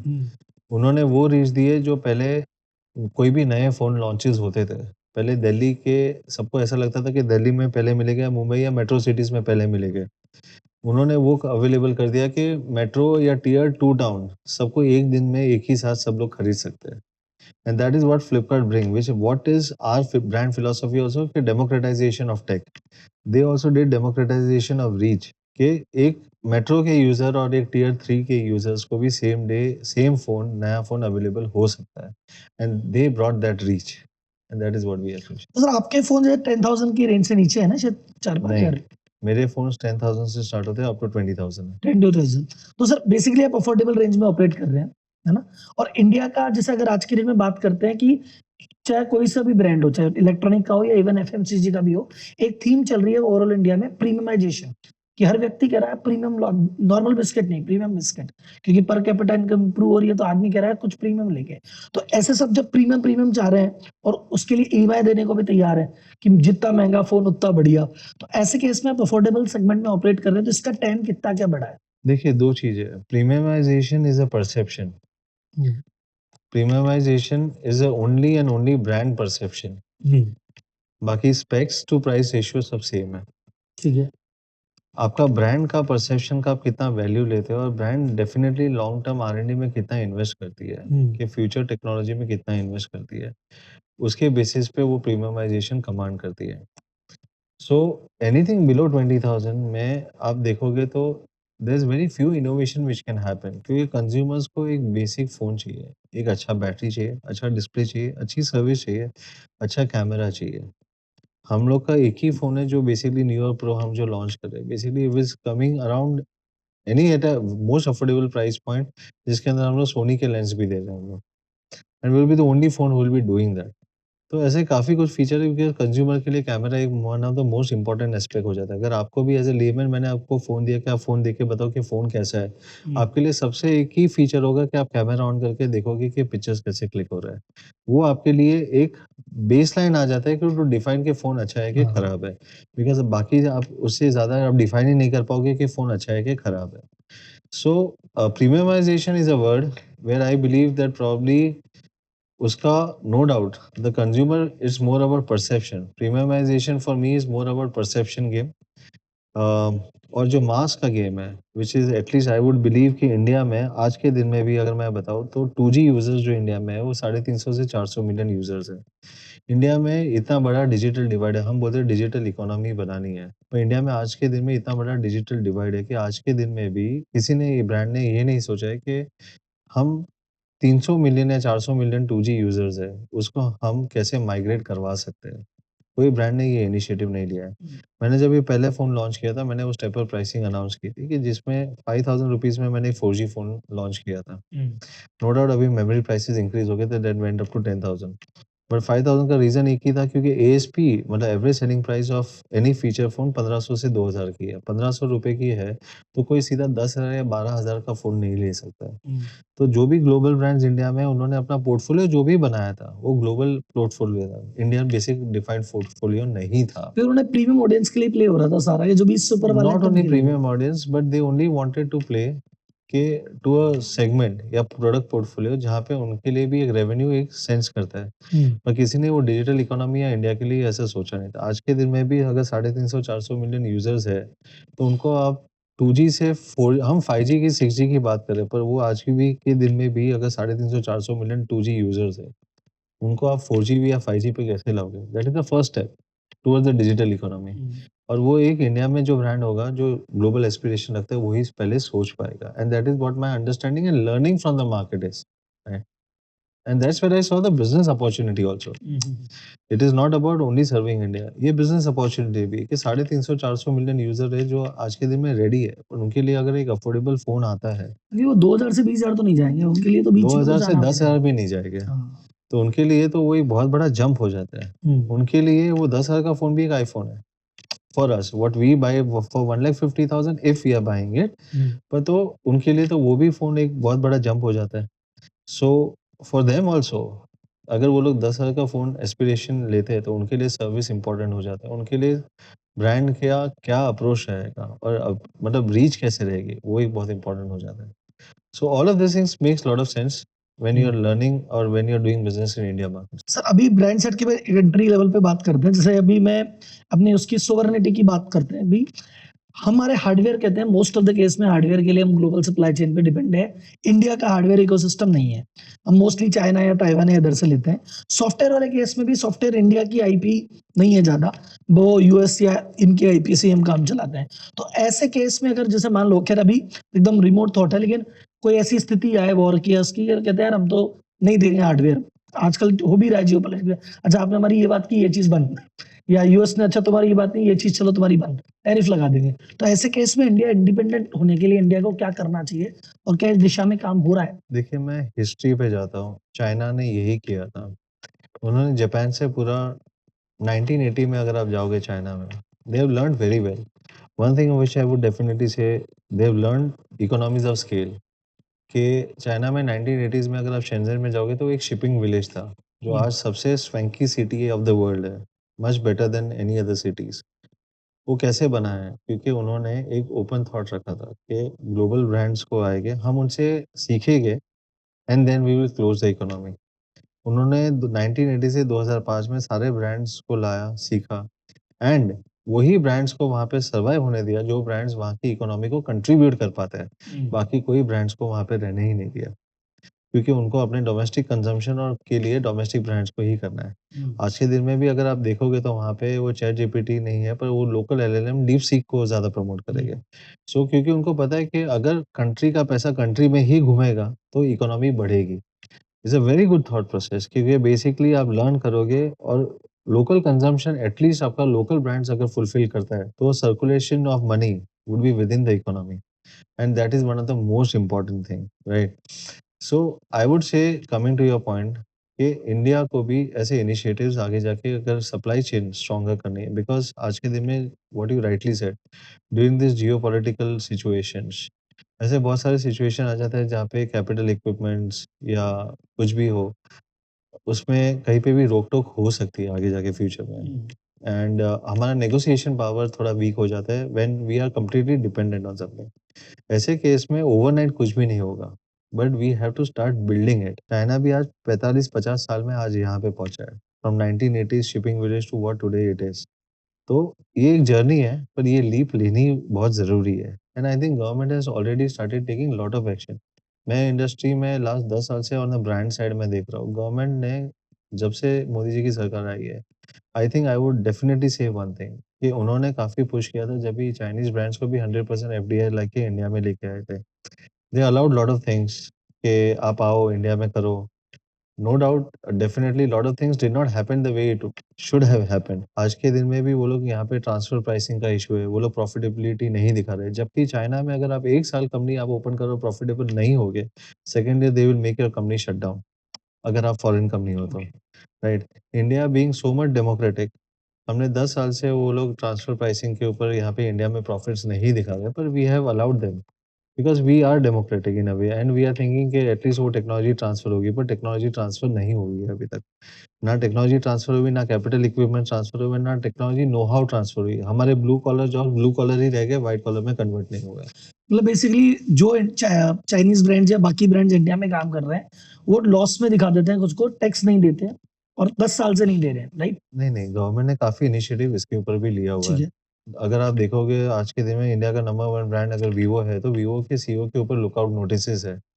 Because money laundering act के ऊपर उन्होंने काफ़ी कुछ फंड्स यहाँ से ट्रांसफर्स भी हुए थे एंड बॉर्डर से ट्रांसफर हुए थे, बहुत कुछ हुआ था एंड उनके सारे डिस्ट्रीब्यूशन सिस्टम आज भी चाइनीज़ ही है। So they keep a very controlled system, के जहाँ पे पैसा फ्लो जो हो रहा है, वो उनके सिस्टम में ही हो रहा है एंड इंडिया को सिर्फ as a consumption market use हो रहा है। अच्छा डिस्ट्रीब्यूटर भी उन्होंने अपने ही बनाए थे, चाइनीज़ ही है। इंडियंस नहीं थे। नहीं, आज भी चाइनीज़ ही है। जो उनके सुपर डिस्ट्रीब्यूटर्स हैं, आज भी चाइनीज़ ही है।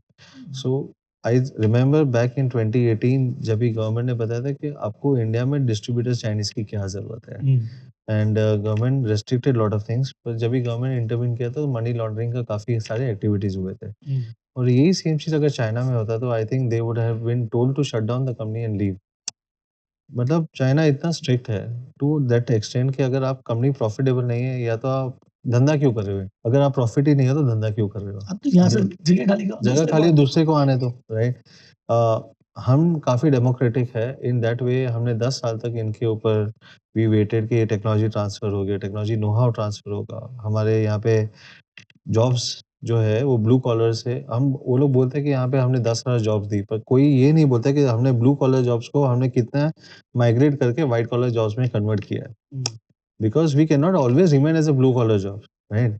हम लोग को उनको भी आगे बढ़ाना है। राइट, फ्रॉम भाई लेबर्स टेक तो दो यही पे, मतलब कुछ ऐसी चीज तो दो हम बना सके। जो हम बना भाई कब तक सकें, हम स्क्रू ड्राइवर वाला काम करते रहेंगे। राइट, एंड एटलीस्ट वो सब टेक्नोलॉजी ट्रांसफर्स में होते हैं, and that was the initial thought process. So when government intervene, actually government ने काफी कुछ बोला था, आप इंडिया से एक्सपोर्ट भी करिए, इंडिया से ये करिए, एंड डेफिनेटली अगर आप यही कॉन्ट्रास्ट में आप चाइना में देखोगे 2005 में गवर्नमेंट ने क्लियरली बोल दिया था कि आप जाइए यहाँ से सारे ब्रांड्स को, and we will have our own domestic brands, क्योंकि उनकी भी 300 मिलियन की मार्केट है, biggest consumption market for smartphones, और उनके खुद के सारे लोकल ब्रांड्स ही है वहाँ पे, प्लस आईफोन, क्योंकि आईफोन वहाँ पे सप्लाई चेन डेवलप करने में उनको सपोर्ट किया था। IPhone becomes their biggest supply chain development, क्योंकि उनके वजह से ही पूरा सप्लाई चेन डेवलप हुआ था, उनसे वजह से ही सीखा था, तो उन्होंने वहाँ तो पे उसको तो अलाउ कर रखा है कि भाई ठीक है। बाकी मतलब कहने का मतलब जो भी बाकी ब्रांड्स थे चाइना के अलावा उनको बुलाया, 10-20 साल रखा, उनसे सीखा समझा, टेक्नोलॉजी ट्रांसफर किया, उसके आगे भी हम हमारे लोग आ गए, तुम क्या कर रहे हो। चाइना में गूगल भी नहीं है, राइट, बिकॉज आप अगर जनरली देखोगे तो हर फोन के ऊपर एक लाइफ टाइम वैल्यू एडिशन होता है, सॉफ्टवेयर के ऊपर भी एक वैल्यू मिलता है कि कंज्यूमर्स जो अगर आप यूज करते हो तो उसके ऊपर आप स्पेंड करते हो, जो स्पेंड करते हो वो किसके ऊपर स्पेंड करते हो, एप्स के ऊपर या यूजर्स के ऊपर, एंड गूगल या कोई भी बैकग्राउंड जो ऐप है या बैकग्राउंड जो भी है वो सर्विसेज कंज्यूमर्स बेनिफिट्स के लिए, मार्केटिंग पर्पस के लिए ये सारे डेटास कहीं ना कहीं बिकते हैं, तो उसके वजह से मोनेटाइजेशन होता है। तो मोनेटाइजेशन जो होता है तो वो चाइना बोलता है कि वो भी पैसा मैं अपने कंट्री में ही रखूंगा, मैं बाहर क्यों जाने दूँ। एक तो कंज्यूमर का डेटा भी इंडिया में, मतलब चाइना में ही रह जाएगा, और प्लस उसका जो मोनेटाइजेशन पार्ट है वो भी चाइना में रहेगा, तो पैसा तो इकोनॉमी में ही घूमेगा, बाहर वालों को नहीं देना है पैसा, बाहर वाले को भाई हम यूजर बन के नहीं रहेंगे, हम ओनर बन के रहेंगे। हाँ, and that was the thought process. So India initiated this, and now they are more stronger to get this done. मतलब मैंने उनका अप्रोच देखा है लास्ट 10 साल में, मैं तो कांस्टेंट ये जर्नी में हूँ। They waited being democratic India, हम लोग वेलकमिंग, हमारा नेचर है ऑलवेज कि will wait and will see कि ठीक है ये लोग ने कमिट किया तो हम लोग करेंगे। आई स्टिल रिमेम्बर एक 2018 में जो मिनिस्ट्री की राजीव चंद्रशेखर जी ने जो मीटिंग ली थी, उन्होंने क्लियर बताया था कि आपको एक्सपोर्ट्स तो इंडिया से करना ही पड़ेगा कैसे भी करके। Every brand gave the commitments but nobody did it as of now also, right. So I think and after that rules बना देते हैं, उसको इम्प्लीमेंट नहीं करवा पाते, ये वाली बात। नहीं रूल्स हमने नहीं बनाए थे, हमने गवर्नमेंट ने, I would support the government in this stage. Government ने उनको बोला था कि आप इंडिया से एक्सपोर्ट भी कीजिए, बिकॉज इंडिया में इंपोर्ट को, अगर हम लोग को इंपोर्ट और एक्सपोर्ट को ट्रेड बैलेंस करना है तो आपको एक्सपोर्ट भी इंडिया से करना चाहिए। And they were also very clear कि you have to export from India, और आपको इंडिया में टेक्नोलॉजी को कैसे आगे बढ़ाना है, आपको उसको भी थोड़ा प्रमोट करना है। But they did not do it, they committed but they did not do it. Post that I think government के इंटरवेंशन से काफ़ी रेड्स हुई, काफ़ी कुछ हुआ। दैट्स व्हाट आई सेड कि आज के दिन में जो हम अगर ये देखते हैं brands like Vivo and Oppo, they all found in money laundering activity. Xiaomi का 5,500 करोड़ का फंड्स ब्लॉक हुआ है बिकॉज उन्होंने प्रॉफिट्स इंडिया में रॉयल्टी के बाहर नाम से दिया हुआ है। So all of this things ये ग्लोबली अलग वे से वो लोग पोर्ट्रे करते हैं, but India was not wrong in doing it, because उन्होंने इंडिया में 10 साल से कोई प्रॉफिट नहीं दिखा, मनी लॉन्ड्रिंग है। पर चाइना में वो अलग नैरेटिव होगा कि इंडिया ने वो फंड्स ब्लॉक किए हुए हैं, पर रॉयल्टी पेमेंट्स वो के नाम पे अगर आप प्रॉफिट्स बाहर लेके जाओगे, India has all the right to question it कि रॉयल्टी हमारे यहाँ पे कमा रहे हो, हमारे इकोसिस्टम काम में लिया, हमारे कंज्यूमर को चीज बेची, तो हमारा टैक्स तो बनता ही है, राइट। और नहीं बनेगा तो फिर अब तुम चोरी चकारी कर रहे हो, हमारे रूल्स से नहीं खेल रहे, तो will take action. I remember one conversation without naming anyone कि गवर्नमेंट ने बोला कि आप 10 साल हो गए प्रॉफिटेबल नहीं, तो आप इंडिया में काम क्यों कर रहे हो। जो चाइना में 2 साल में बोलते हैं, उन्होंने यहाँ पे 10 साल में भी बोला कि 10 साल हो गए तो प्रॉफिटेबल क्यों नहीं हो। So I think one of the most important thing is कि हम लोग को पहले तो चाइनीज सप्लाई चेन और चाइनीज ब्रांड्स को दोनों को अलग अलग रखना चाहिए। Chinese supply chain is one of the most mature supply chain और most ethical supply chain. Chinese brands जो है they are using India as a consumption market.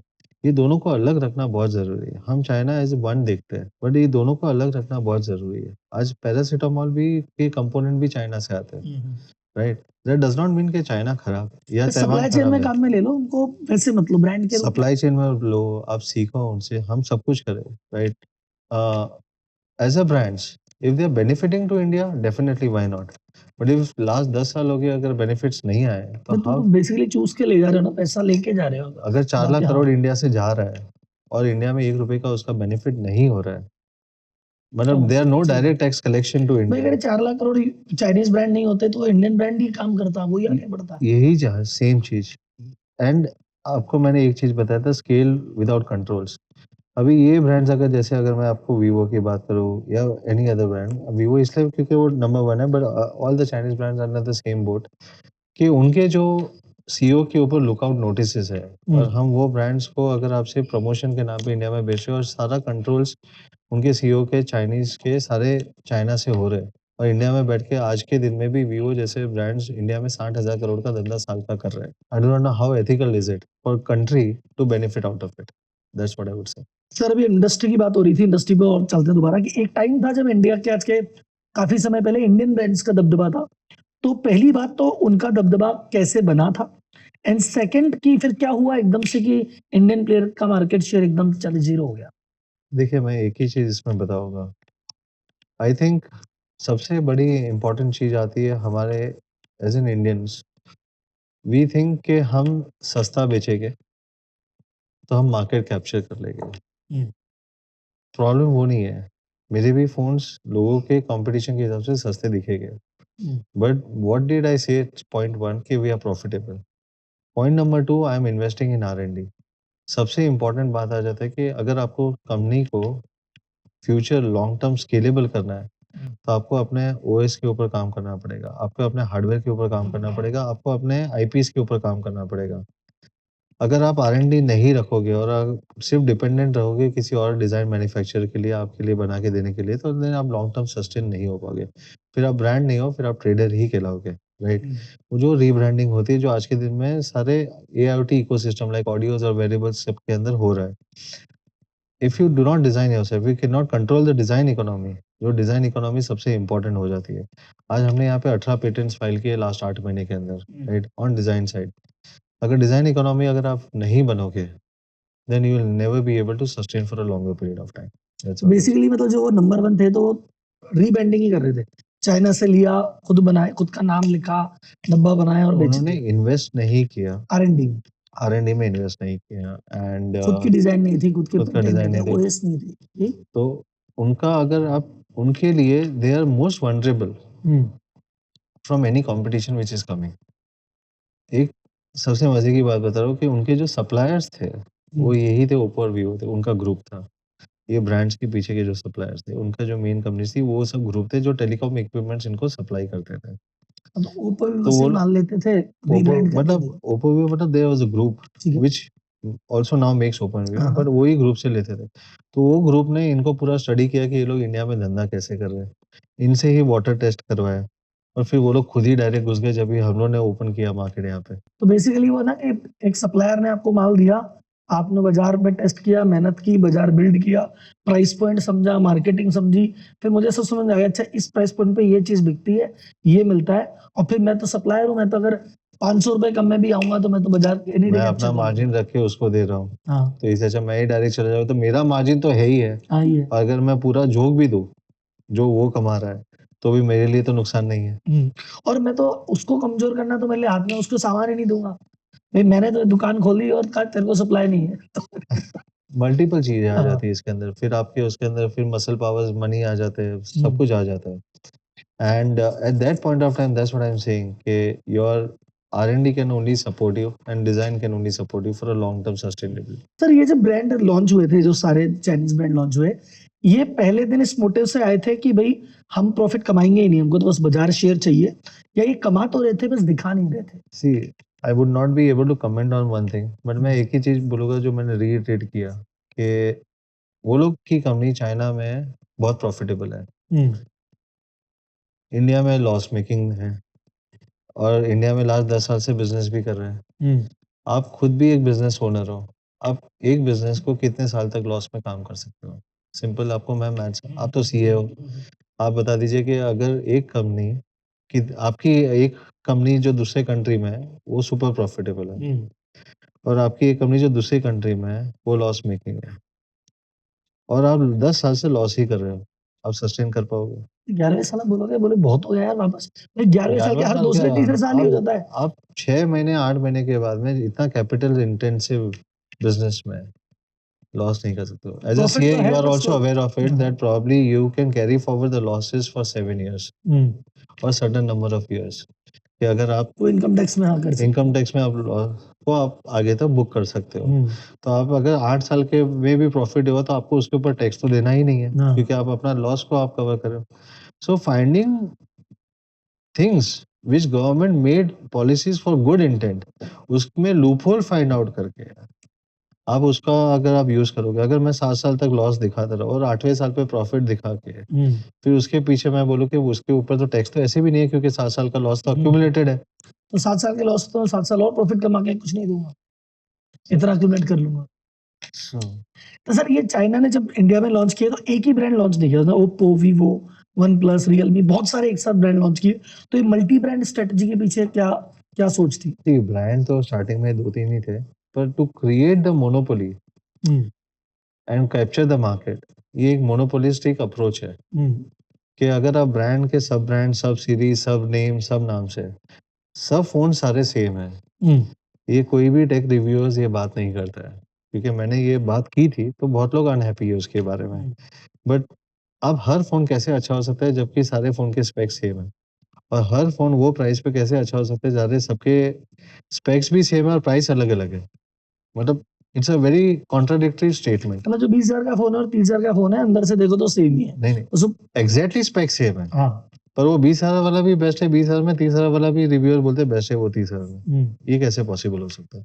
मतलब I am just asking you simple बहुत question. महंगा है, अगर 30,000 में बहुत सेम महंगा है। फोन अगर वो 20,000 में अवेलेबल है तो why nobody is able to speak up कि ये 20,000 में भी ये सेम फोन अवेलेबल है मार्केट में, ये 30,000 से ज्यादा अच्छा, ये 20,000 वाला सेम स्पेक्स का फोन है, ये आपको लेना चाहिए। और वही ब्रांड का सब सीरीज है जो ऑनलाइन में मिल रहा है वो 20,000 में, और वही ब्रांड का एक दूसरा सीरीज है जो ऑफलाइन में सेम स्पेक्स है वो 30,000 में है। तो 30,000 वाला भी अच्छा कैसे हुआ, 20,000 वाला भी अच्छा कैसे हुआ? मतलब I am not able to understand. अगर हम सब यूजर बेनिफिट्स की अगर बात करते हैं तो why we are not transparent to the users is as simple as that। नहीं ठीक है, मैं हाँ एज ए यूजर मैं कह सकता हूँ कि भैया ठीक है, ये जो चीज 30 में मिल रही है, अगर तुम यही वाली चीज चाहते हो तो यहाँ 20 में मिल रही है, देख लो। आप बोल सकते हो ना, मैंने ये नहीं बोला है आज तक आप किसी से बात करते हो, मैंने कोई भी टेक रिव्यूअर को कभी ये नहीं बोला कि ये स्क्रिप्ट है आप ये पढ़ के बताओ, राइट। और ना मैंने आज तक कभी किसी को बोला हुआ है कि मुझे ये बोलो कि ये फोन सबसे बेस्ट है। मैंने सीधा बोला कि ये फोन है, आप रिव्यू करके दे दो मुझे, if you can review.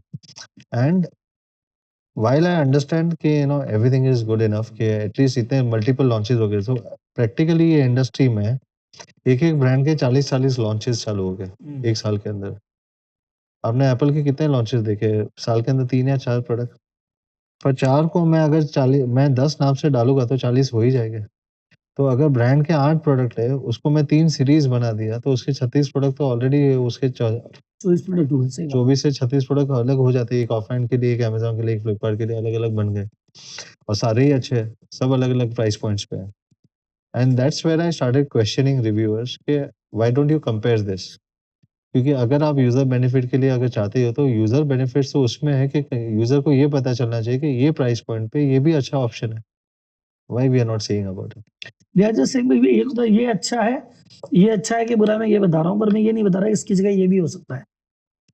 Sir अलग अलग ब्रांड्स पे एक बार अपन डिस्कशन करते हैं, जैसे एप्पल की बात करते हैं कि इंडिया में एप्पल की मेजर सक्सेस के पीछे क्या कारण लगता है, वाइल्ड सक्सेस जो एप्पल की हुई है इंडिया में? इसमें मेजर सक्सेस इंडिया में अगर एप्पल का आपको अगर हाथ देना है तो वो आपको गवर्नमेंट को देना चाहिए, बिकॉज गवर्नमेंट ने इनिशिएटिव लिया कि इंडिया में लोकल मैन्युफैक्चरिंग या लोकल असेंबली उसका हो। Definitely there is a PLI scheme attached to it. Apple भी एक बिजनेस है, तो पीएलआई स्कीम की वजह से उसने इंडिया में कंपोनेंट मतलब इंडिया में उसने अपनी असेंबली मूव की, इंडिया से एक्सपोर्ट्स करना चालू किया। तो आई थिंक अगर पूरा क्रेडिट देना चाहिए तो गवर्नमेंट को देना चाहिए इसके अंदर। Government was the only one who initiated this thing कि at least Apple can bring the, भले कंपोनेंट्स वो भी चाइना से लाके इंडिया में वो पूरा यहाँ पे बनाएगा, पर बाकी की पूरी इकोसिस्टम यहाँ पे बननी चालू हुई। कम से कम 1,00,000, 1.5 लाख, 2 लाख जॉब्स गए, उससे ज़्यादा ही गए हो गए अभी तो, because the amount of exports now they are doing it from India. तो आई थिंक इसका पूरा श्रेय जो देना चाहिए वो गवर्नमेंट को आपको देना चाहिए। एज अ ब्रांड जो मतलब दुनिया आईफोन की दीवानी हो रखी है इंडिया में, कि बड़ा छोटा सबको लेना है, क्या कारण लगता है ब्रांड के पीछे? सी ब्रांड का ऑलवेज हमेशा एक परसेप्शन है कि it's one of the most premium brand. आप भी अगर आपके पास लाख रुपए है तो आप 10,000 का फोन तो नहीं खरीदोगे if you can afford. If your business revenue is से फॉर एग्जांपल 10 करोड़ है, आप लाख रुपए का फोन अगर आप अफोर्ड कर पाते हो तो आपको पता है कि आप लाख का अफोर्ड कर पाओगे तो आप 10,000 का तो भी नहीं लोगे, जब आपको पता है कि 10,000 वाला फोन भी आपको वो यूटिलिटी का पूरा दे पाएगा जो आपका लाख रुपए वाला दे रहा है, but you will always use it as a status symbol. तो लाख वाला अगर आपका स्पेंडिंग कैपेसिटी है, तो you will always choose something which is giving you value status. And status. Second Samsung, Samsung volume के हिसाब से सेकंड लार्जेस्ट ब्रांड है, वैल्यू के हिसाब से थर्ड लार्जेस्ट है। इसके पीछे क्या मेजर रीजन है सैमसंग की success? Samsung is not only into premium, उसने मासेस भी कैप्चर करके रखा है और प्रीमियम भी कैप्चर करके रखा हुआ है। मतलब they are into premium also, they are into masses also. अभी ये दोनों के प्लस माइनस होते हैं। एप्पल को आपने कैसे बोला कि वो एक प्रीमियम प्रोडक्ट ही है, बिकॉज उसने मासेस में गया ही नहीं है। बट सैमसंग क्या हो जाता है, जैसे मैंने खुद ने रिटेलर से रिव्यू लिया था, तो जो बहुत सारे लोग आते थे, सैमसंग को अपना प्रीमियम इमेज करने के लिए उसने मल्टीपल चेंजेस किए। इफ आई हैव टू से वन थिंग, उन्होंने अपना ब्रांड नेम रीनेम करने की ट्राई की थी गैलेक्सी के नाम पे। प्रीमियम सीरीज को गैलेक्सी करने की ट्राई की थी, बोर्ड्स चेंज करके ब्लू से ब्लैक करने की ट्राई की थी। So when you are into masses to sell a premium phone, एक बहुत डिफिकल्ट हो जाता है। आप दोनों चीज को नहीं कैटर कर पाओगे कभी भी। While Samsung is trying to balance that off, but at any given point of time, वो एप्पल के वॉल्यूम्स को प्रीमियम में मैच करना उनके लिए डिफिकल्ट हो जाएगा, क्योंकि वो अगर मासेस में है तो people want to differentiate themselves. आप प्रीमियम फोन क्यों खरीदो? क्योंकि मुझे उससे डिफरेंशिएट होना है। मुझे वो नहीं चाहिए कि मेरे टीम के पास भी वही फोन है और मेरे पास भी वही फोन है, because you want to be different from the group. इसलिए आप एक कुछ ज़्यादा स्पेंड कर रहे हो। तो ज़्यादा स्पेंड कर रहे हो तो उसके लिए, जैसे मैं आपको एक क्लासिक एग्जांपल बताता हूँ कि मैंने एक सैमसंग के एक एस यूज़र था, मैंने उसको पूछा था कि आप सैमसंग से कन्वर्ट होकर एप्पल क्यों ले रहे हो? मैं बोला था यार मेरे टीम के पास भी वही है और मेरे सैमसंग के पास भी मतलब मेरे ड्राइवर के पास भी बार फोन है, वो भी सैमसंग का है, तो मुझे सैमसंग नहीं लेना। सो और आइडेंटिटी और सैमसंग से दूर रखना था उनको। It was more about not the product. तो प्रोडक्ट में कोई प्रॉब्लम नहीं था, S series one of the best product. अगर देखा है तो मैं कंपेयर करूंगा तो उसमें जो पेन वाले पहले आते थे 2015 2017 में, वो काफी अच्छे एस सीरीज के फोन थे और आज भी अच्छे हैं। But when it becomes masses, तो आप क्लासेस को कैसे आप प्रीमियमाइजेशन को डिफाइन करोगे, ये ब्रांड का सबसे हमेशा एक चैलेंज रहेगा। जैसे अगर आप एलवी लुई विटॉन को अगर आप बोलोगे 3 लाख की बैग बेचनी है और वही एलवी 30,000 की बैग भी बेचेगा, तो आप 3 लाख की बैग एलवी की नहीं लोगे आप।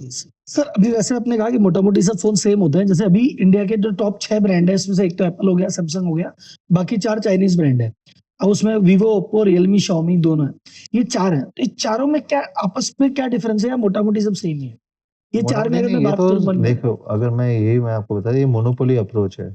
बीबी के ग्रुप जिसके अंदर Oppo, Vivo, one plus, Realme, ये एक ही कंपनी है सब। सब एक ही कंपनी, एक ही ब्रांड है। ठीक है। विच मीन्स आईकू हो गया या कोई भी हो गया, इनकी पी सीरीज, एम सीरीज, ए सीरीज, ये जितने भी सीरीज भी बने थे सब उनके ही है। तो ये चारों एक ही कंपनी का है, Oppo, Vivo, Realme, Xiaomi. Xiaomi इनमें अलग है, शाओमी अलग है, 3 एक है। ये 3 एक है, पर इसके अलावा ओप्पो, आपने वीवो, ओप्पो, रियलमी, हाँ, आईकू भी हो गया, या इसके अंदर दूसरे भी इनके सब ब्रांड्स है, वो सारे इनके ही है।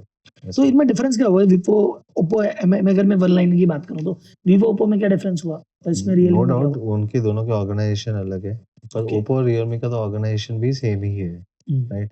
जैसे वीवो और आईकू का ऑर्गेनाइजेशन चैनल स्ट्रक्चर सेम है, ऊपर से फंडिंग एक ही कंपनीज की है।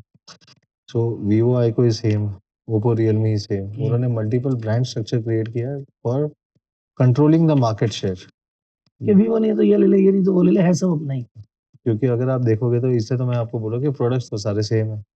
That's when it come down to कि प्रोडक्ट अलग है, सिर्फ बैक पैनल चेंज हो रहे हैं। बस ठीक है, पीछे का कवर चेंज करना है, अंदर का माल सेम है। अच्छा सर, चाइना जैसे भी आपने कहा ना कि वो विलियम फिशरमैन की जगह थी एक टाइम पे, और वो कौन सा शेंजन फिशरमैन के प्लेस थी, फिशरमैन सिटी था, फिशरमैन सिटी था, और वो एकदम हो गया तो स्वैंकी सिटी हो गया। स्वैंकी सिटी हो गया। तो ये डोमिनेंट फोर्स हो गया स्मार्टफोन मैन्युफैक्चरिंग में, कंपोनेंट मैन्युफैक्चरिंग में। इसका मेन कारण क्या लगता है आपको कि क्या किया इन्होंने ऐसा?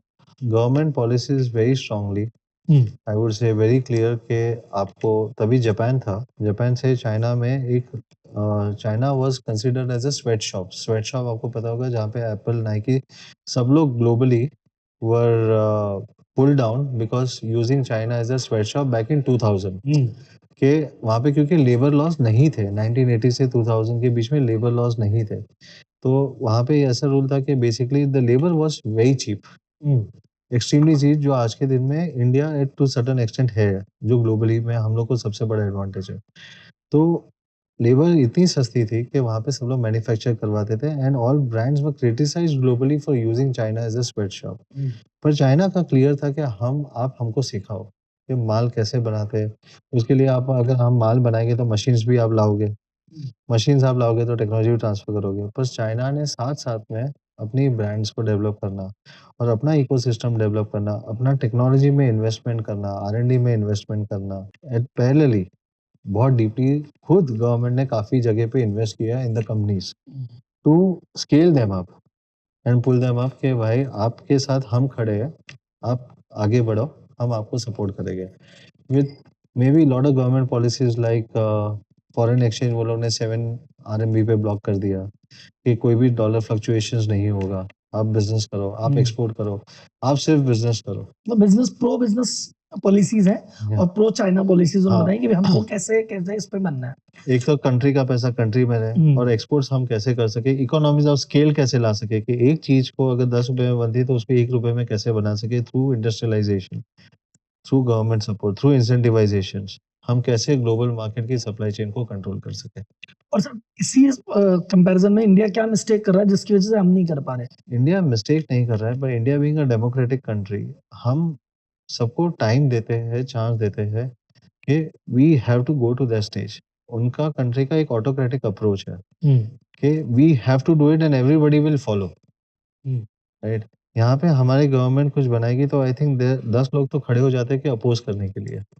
सो वो भी चीज काफी चीज स्लो कर देती है। सो आई थिंक गवर्नमेंट का इंटेंट राइट होता है, but once when you start implementing it there are lot of loggerheads over here. वहाँ पे उनको कोई लॉगर हेड्स नहीं है। जो सोचा वो किया, वो सोचा वो पॉलिसी ही है और वहाँ पे फिर वो सारी इंडस्ट्री उसको फॉलो करेगी ही करेगी। ऑप्शन नहीं है। Right. So sometimes having that sort of an approach country को प्रोग्रेसिव भी बना देती है। आज के दिन में अगर मैं यूएस देखूं तो यूएस भी देखा है तो एक टाइप में वेरी क्लियर है कि दे आर थिंकिंग कि हम अमेरिका को इंडिपेंडेंट कैसे कर सके सप्लाई चेन को लेके। तो क्लियरली उन्होंने भी यही किया हुआ है कि बोला हुआ है कि आप पूरी सप्लाई चेन उठा के चाइना की यूएस में लेके आइए and that's why the struggle between America and China is all about that. Sir जैसे इंडिया के जो स्मार्टफोन मैन्युफैक्चर करते हैं उन्होंने चालू किया 14-15 में, मिस्टेक की, आर&डी पे इन्वेस्ट नहीं किया, डिजाइन में इन्वेस्ट नहीं किया, बस कॉपी पेस्ट करके कर दिया। लेकिन अब तो 10 साल हो गए, अभी भी कोई इंडिया से नया ब्रांड उठ के क्यों नहीं आ रहा है? इंडिया से बाकी लोग इंडिया में नया ब्रांड बनाने का प्रयास क्यों नहीं कर रहे? अभी जैसे आपने कहा कि 80% मार्केट मैंने किया तो अभी 10 लोग करेंगे, right. So I think at least I have started that initiation and honestly speaking I am very happy to be a flag bearer of this कि इंडिया में पॉसिबल है। और आप देखोगे अभी काफी ब्रांड्स आएंगे and that is because AI plus ने एक वो माइलस्टोन अचीव करके दिखाया कि आप चाइनीज ब्रांड के सामने भी compete करने की हिम्मत रख सकते हो। So you do not have to be scared, you should have the courage to at least try and compete। मेरे लिए वर्स्ट ये था कि मैं फेल हो सकता था, but because I know that in technology you can fail, तो मुझे वो फेलियर से इशू था ही नहीं। होंगे तो हो जाएंगे, but at least let us try, right, and that's what is all about, right. Sir अभी जैसे मार्केट शेयर की हम बात कर रहे थे तो 80% मार्केट शेयर भी चाइनीज प्लेयर्स के हाथ में है इन टर्म्स ऑफ वॉल्यूम, और बाकी 19.5 अदर सैमसंग और yeah, तो आधा % से भी कम है इंडियन प्लेयर्स के हाथ में। this is range between 70 and 80%। ये चाइनीज कभी 70 होते कभी 80 होते, बट वॉल्यूम वाइज में बात करूं, value wise it would be very different, क्योंकि एप्पल का वैल्यू हाई होता है, हर फोन लाख रुपए के होते हैं, तो वैल्यू अलग होता है। आई am talking about volume, so it would be 70 India का मैं तो देखना चाह रहा हूं आधे % से भी कम है क्या वॉल्यूम दोनों पे? इंडियन ब्रांड्स ही कौन है आप मुझे एक बता दीजिए जो उनका टर्नओवर भी, अगर मैं बोलूं कि फीचर फोन पकड़ के अगर उनका टर्नओवर 500 से 700 या 1000 करोड़ होता है, 4 लाख करोड़ की मार्केट में आप 0.5% भी नहीं हो, right? And there are no brands as such, and that's the sad story। And in fact I want कि हम एक इंडस्ट्री के जैसे काम करें और at least there should be a brand, 4-5 brands at least जो हम लोग compete करके आगे बढ़ सके, rather than competing with each other we should be trying to compete to get the share from Chinese brands जो आज के दिन में 70% की मोनोपोली लेके बैठे हुए, जो फाइनली वो 2 या 3 ही ब्रांड है पीछे। सर एक जो अभी जैसे एक क्रिटिसिज्म आता है, एक तो गवर्नमेंट इसको बोस्ट करती है कि देखो चाइना ने जैसे ही एप्पल की मैन्युफैक्चरिंग यहाँ पे हमने कर दी और हमारे एक्सपोर्ट इतने बढ़ गए और ऐसा ऐसा हो गया। एंड सम जो उसको क्रिटिसाइज करते हैं वो कहते हैं यार आप कर तो स्क्रू ड्राइवर ही रहे हो, आप असेंबलिंग कर रहे हो, कौन सी चीज बना रहे हो। तो ये क्या लगता है, कई लोग कहते हैं कि भाई पहले ऐसे ही होता है, पहले असेंबलिंग करेंगे तब धीरे धीरे टेक्नोलॉजी ट्रांसफर होगी, तो हमको करना चाहिए, वेलकम स्टेप है। या कुछ लोग कहते हैं नहीं यार असेंबली करने से कुछ नहीं हो रहा, क्या लगता है? देखो, एक सर्टन पीपल है जो ऑलवेज क्रिटिसाइज करेंगे कुछ भी अच्छा कर लो, आप कितना भी अच्छा कर लो कुछ क्रिटिसाइज करेंगे, but there is always steps. आप फर्स्ट डे पे ग्रेजुएशन नहीं कर पाओगे। अब 2018 से अगर आप देखेंगे तो आप देखिए जब से अगर ये स्टार्ट हुआ है and amount of exports what we have earn और या amount of component supply chain यहाँ पे बनना चालू हुई है, जो लोकल कंपोनेंट्स हो गए, आईसी डेवलपमेंट्स हो गए, चार्जर्स हो गए, पैनल्स हो गए, अगर मैं बोलूँ बैटरी सेल्स हो गए, चलो सेल्स हम लोग अभी भी इंपोर्ट करते हुए, बैटरी पैकेजिंग हो गया, अभी गवर्नमेंट ने डिस्प्लेस के अंदर काफ़ी पॉलिसीज बनाई है, सेमीकंडक्टर्स के अंदर बना रहे हैं। So I think if you see all of this things, ecosystem यहाँ पे बन रहा है। और इकोसिस्टम अगर चाइना को 45 साल लगा तो हमारे पास भी पेशेंस होना चाहिए कि एटलीस्ट हम उनसे लर्न करके भी 25 साल में तो लगेगा बनाने के लिए। You can not be criticism for every good thing whatever we try to do. When we are trying to do something, हम mistakes करेंगे, but is government improving? Yes, and they are getting every day better and better. मतलब हम लोग वो direction में जा रहे हैं। और किसी गवर्नमेंट को 45 साल लगे हैं, अगर हमारी गवर्नमेंट को वो तो ऑटोक्रेटिक वाली है। ऑटोक्रेटिक गवर्नमेंट को अगर ऑटोक्रेटिक गवर्नमेंट को 45 साल लगे जहाँ पे 1 रुपए का किसी का ऑब्जेक्शन नहीं है, तो डेमोक्रेटिक गवर्नमेंट अगर if trying to do it half of the time, I would still say it is commendable. मतलब देखिए, फ्लॉज निकालने के लिए मैं 10 निकाल लूंगा, but we also have to see the other side of it. हमारा एक ही प्रॉब्लम है कि हम सिर्फ फ्लॉज निकालने में हम सोचते हैं कि हम वर्डिक्ट दे देते हैं कि भाई ये तो गलत ही है। हमारे एक्चुअली या तो ब्लैक है व्हाइट है, Right. या तो महान है, हीरो है, या फिर ये तो बेकार है, Right. बीच की बात नहीं रखते। So people have to understand कि ये एक जर्नी है और एक ऑटोक्रेटिक गवर्नमेंट ने वो जर्नी 45 साल में की है, जो आज वो लोग है। तो हमको भी टाइम तो लगेगा, being into a democratic country हम लोग को भी टाइम तो लगेगा ही लगेगा। Now has government taken steps? Yes. क्या-क्या इनिशिएशन लिया है? There are lot of things. अगर आज भी इस टाइम भी अगर आप बजट में देखोगे 40,000 करोड़ ईसीएमएस स्कीम में डाला हुआ है, पीएलआई स्कीम्स है, मल्टीपल इनिशिएटिव्स है, गवर्नमेंट लैंड्स दे रही है, फैक्ट्रीज दे रही है for electronic components, they are giving an number of benefits कि आप एक इसके अंदर कैसे हम लोग प्रमोट कर सके। So definitely there would be lot of hurdles, road blocks है, but are they not opening up? I think it is opening up. So I am talking about the positive side of it. पर हम सोचे कि आज ही हम compare करें कि आज जो चाइना है आज हम वहां पे रहे, आई डोंट थिंक सो कि it is practically possible to think like that. सही बात है, राइट? तो हमारी एक्सपेक्टेशन है कि हम आज वो है जो चाइना से हम कंपेयर कर रहे हैं, हम नहीं आ सकते। आज हम वो कंपेयर करें जो जापान से या यूएस से, हम नहीं है वो आज। पर are we reaching to that stage? Probably yes. Sir अब एक बार यूनिट इकोनॉमिक्स पे बात करते हैं, इसके कॉस्ट बैकग्राउंड पे, कि मान लो अगर एक फोन बन रहा है 100 रुपए का, तो उसके अंदर मेजर कंपोनेंट क्या क्या कितने हुए, चिपसेट या डिस्प्ले, मेमोरी, कैमरा, बैटरी, या अगर इसकी बात करूं मैं 100 आप रुपए में। कॉस्टिंग की बात कर रहे हो कि कंज्यूमर प्राइसिंग की बात कर रहे हो? सर दोनों एंगल पे, पहली बात मैं कर रहा हूँ कॉस्टिंग वाली, फिर कंज्यूमर प्राइसिंग पे। मैं कंज्यूमर एंगल से आपसे कंज्यूमर भी आ समझाऊंगा। कंज्यूमर एंगल से अगर मैं बात करूँ कि अगर 100 रुपए का फोन कंज्यूमर ले रहा है, ठीक है, अगर ये जनरली जो offline brands like Oppo, Vivo, Samsung, जो भी अगर मैं आपको बात करूँ, तो उसमें आप 35 से 40% चैनल का ट्रेड मार्जिन निकाल लीजिए। ये चैनल के ट्रेड मार्जिन में आ गया, रिटेलर का मार्जिन, डिस्ट्रीब्यूटर का margin, retailer margin, distributor margin, super distributor margin, promoter cost, उनकी फॉरेन ट्रिप कॉस्ट, उनके सारे Hoarding banners इंसेंटिव्स, नहीं, नहीं वो नहीं। होर्डिंग्स बैनर्स अलग आ जाते हैं, ठीक वो है। अलग से मार्केटिंग। तो ये 35 से 40 कट गया, 60 रुपए बचे, ठीक ये है। सारे सिर्फ उनके जो सुपर डिस्ट्रीब्यूशन से नीचे के सारे सिटी कॉस्ट आएंगे, सिटी डिस्ट्रीब्यूशन या सिटी मार्केटिंग कॉस्ट आ जाएगा, ठीक है, जिसमें भी एक स्टेट मार्केटिंग या सिटी मार्केटिंग कॉस्ट होता है जो ये कॉस्ट के अंदर आ जाता है, और एक सेंट्रल मार्केटिंग कॉस्ट होता है जो मतलब जो एंडोर्समेंट्स, टीवी तो इसमें एड्स, इसी में नहीं वो अलग से वो अलग 10% से, होता ठीक है, 8 से 10% वो अलग से कॉस्ट आती है। तो अगर वो ये सेंट्रल मार्केटिंग कॉस्ट आ जाती है, तो अगर मैं ये ऑफलाइन ब्रांड जो जनरली मैंने आपको बताया, तो आपका 50 तो रफली 45-50% प्लस माइनस, जहाँ तक मुझे अंडरस्टैंडिंग है, वो यहाँ पे जाता है।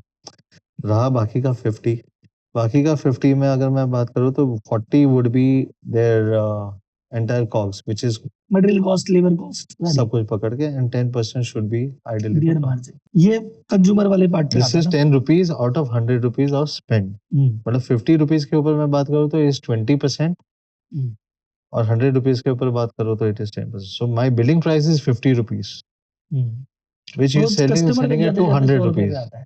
और अगर I'm यही चीज talking about offline. ऑफलाइन और Right. ऑनलाइन करेंगे तो ये अलग हो जाएगा। ऑनलाइन में क्या होगा सर अगर इसी ऑनलाइन में रफली अराउंड 50 से 60, ये 100 रुपए की चीज 60 रुपीज तक हो जाएगी। 40 रुपए बेसिकली कस्टमर को पास ऑन हो जाएंगे, जो कि इस दर से बच जाएगा। लेकिन उसमें जैसे ऑनलाइन कर रहे हैं तो प्लेटफॉर्म वगैरह की जो फीस लेता है वो कितनी? See it depends. मैं आपको बताऊं कि प्लेटफॉर्म का रीच है, इसलिए आपको अपना डिपेंडेंट, मैंने Flipkart as a platform choose इसीलिए किया था कि फ्लिपकार्ट को एक डेमोक्रेटाइजेशन का थॉट प्रोसेस है कि उनको स्केल करना है और डेमोक्रेटाइजेशन है। तो हमारे जैसे नए ब्रांड्स को वो लोग ने सपोर्ट करके basically they will work at a cost but not like an offline cost. Cost तो आएगी, 40 नहीं आएगी लेकिन 10 तो आएगी। 10 तो आएगी, 10-15 आएगी। तो मैं अगर ऐसे बोलूँ भाई कंज्यूमर को 25 रुपए का फायदा तो हो ही जाता है ऑनलाइन वर्सेस ऑफलाइन में।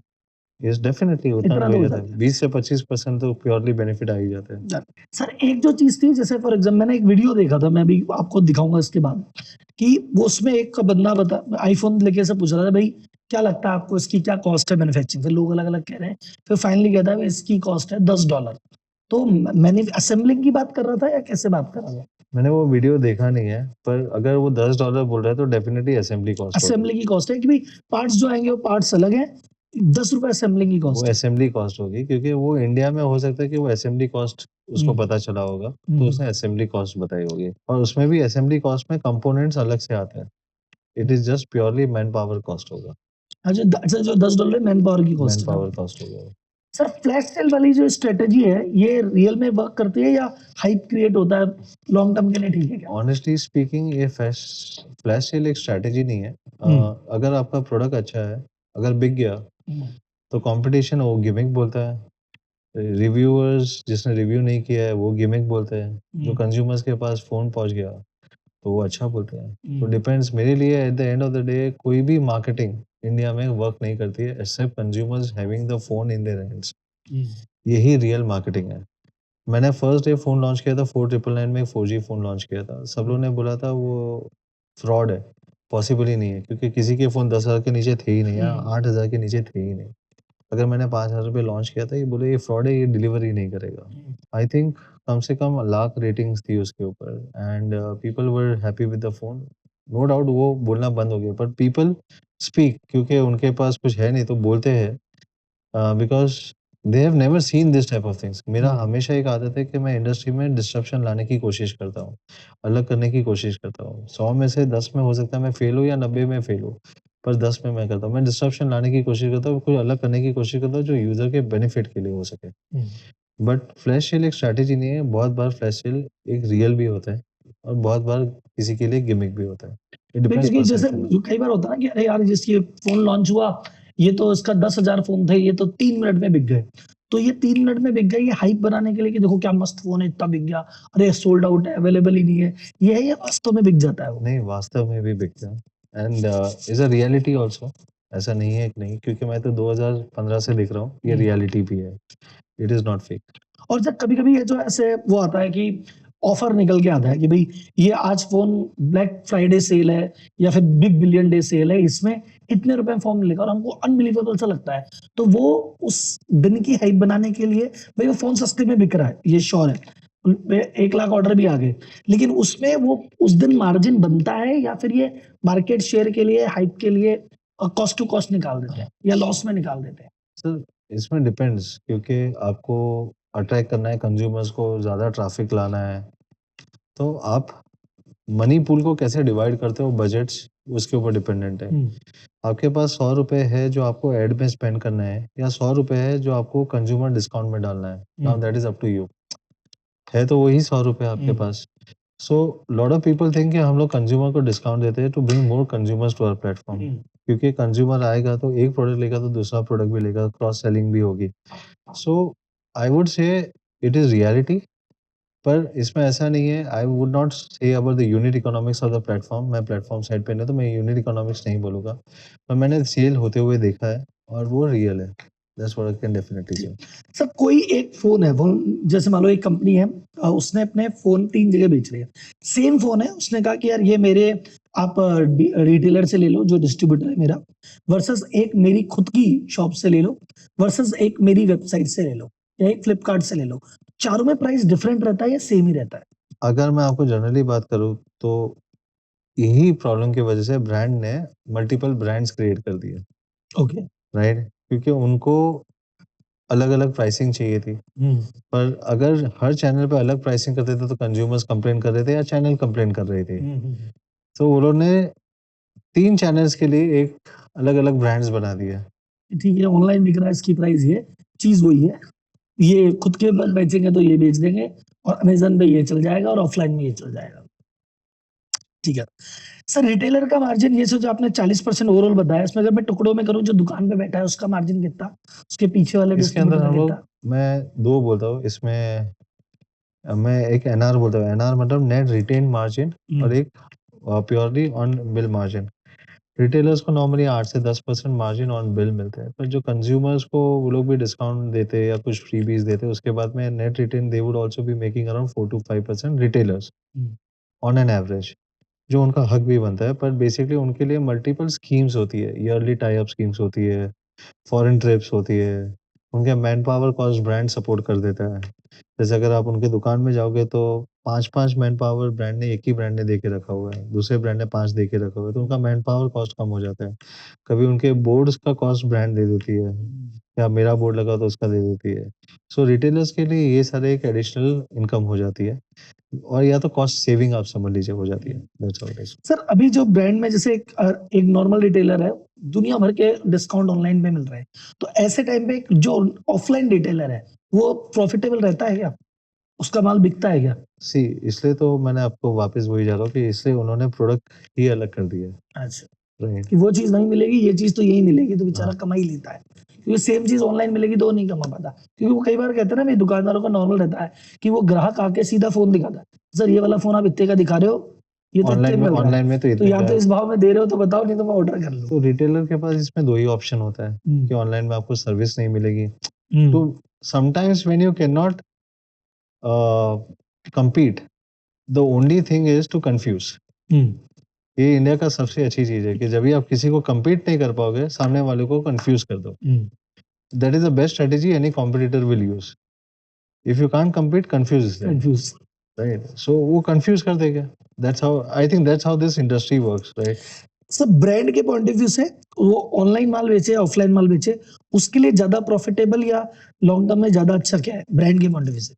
Forget about the brand, मैं ब्रांड के एंगल से नहीं सोचता, मैं कंज्यूमर एंगल से बात करूँ तो offline touch and feel experience is very important, but not at the cost of what I told you. ये कॉस्ट बहुत ज्यादा है। मोस्ट इम्पॉर्टेंट है कि मैं हमेशा एक ही देखता हूँ कि ये फॉरेन ट्रिप स्कीम्स और ये सारे मार्जिन्स ये सब कंज्यूमर के कॉस्ट पे नहीं आने चाहिए। कंज्यूमर को best product at a best price मिलना चाहिए।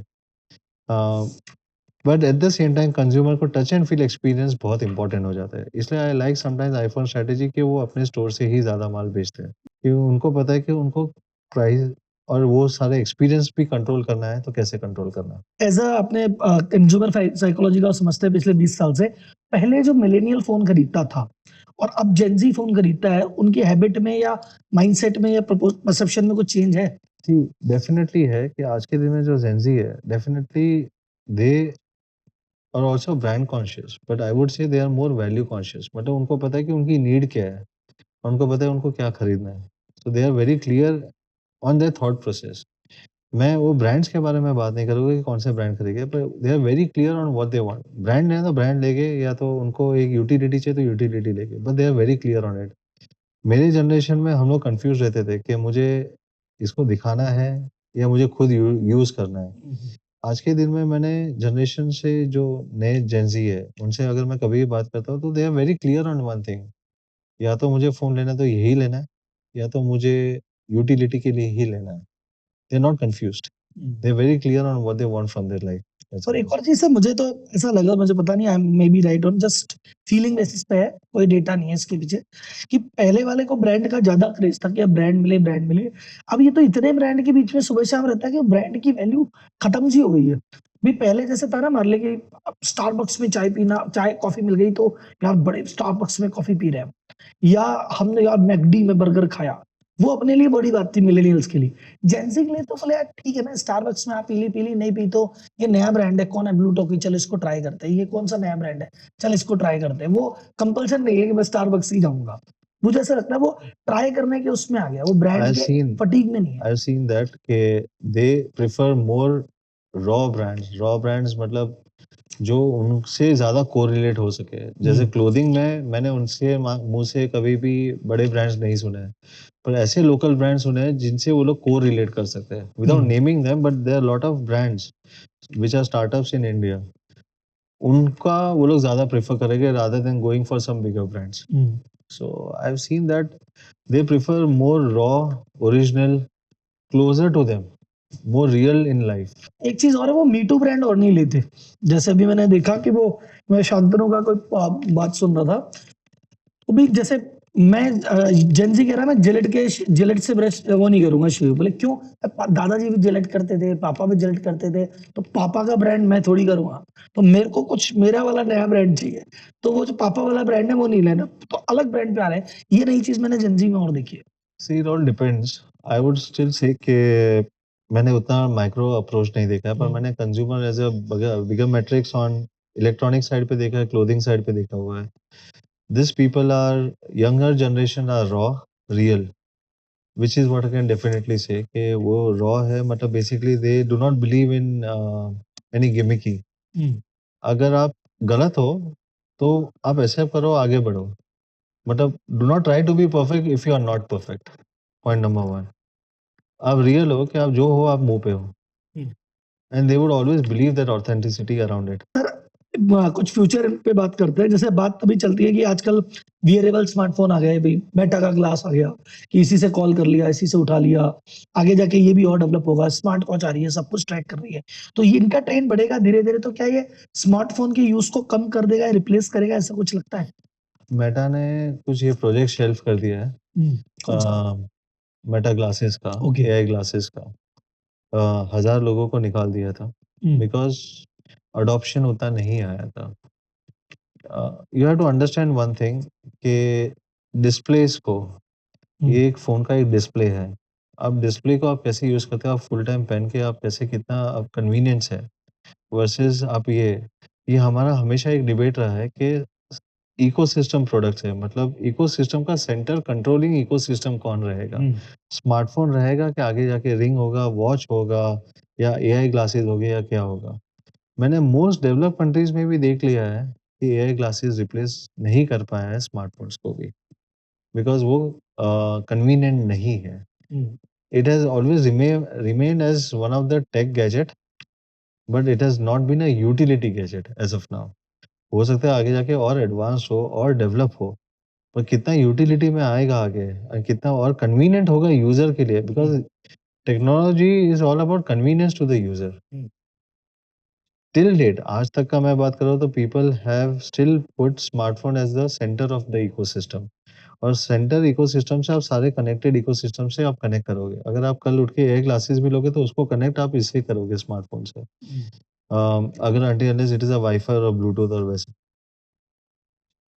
At the same point of time watch भी होगा तो आप इससे स्मार्टफोन से कनेक्ट करोगे। आपके घर की इलेक्ट्रिक लाइट्स होगी या पर्दे होंगे तो भी आप स्मार्टफोन से कनेक्ट करोगे। तो सेंटर ऑफ इकोसिस्टम आपका स्मार्टफोन ही है।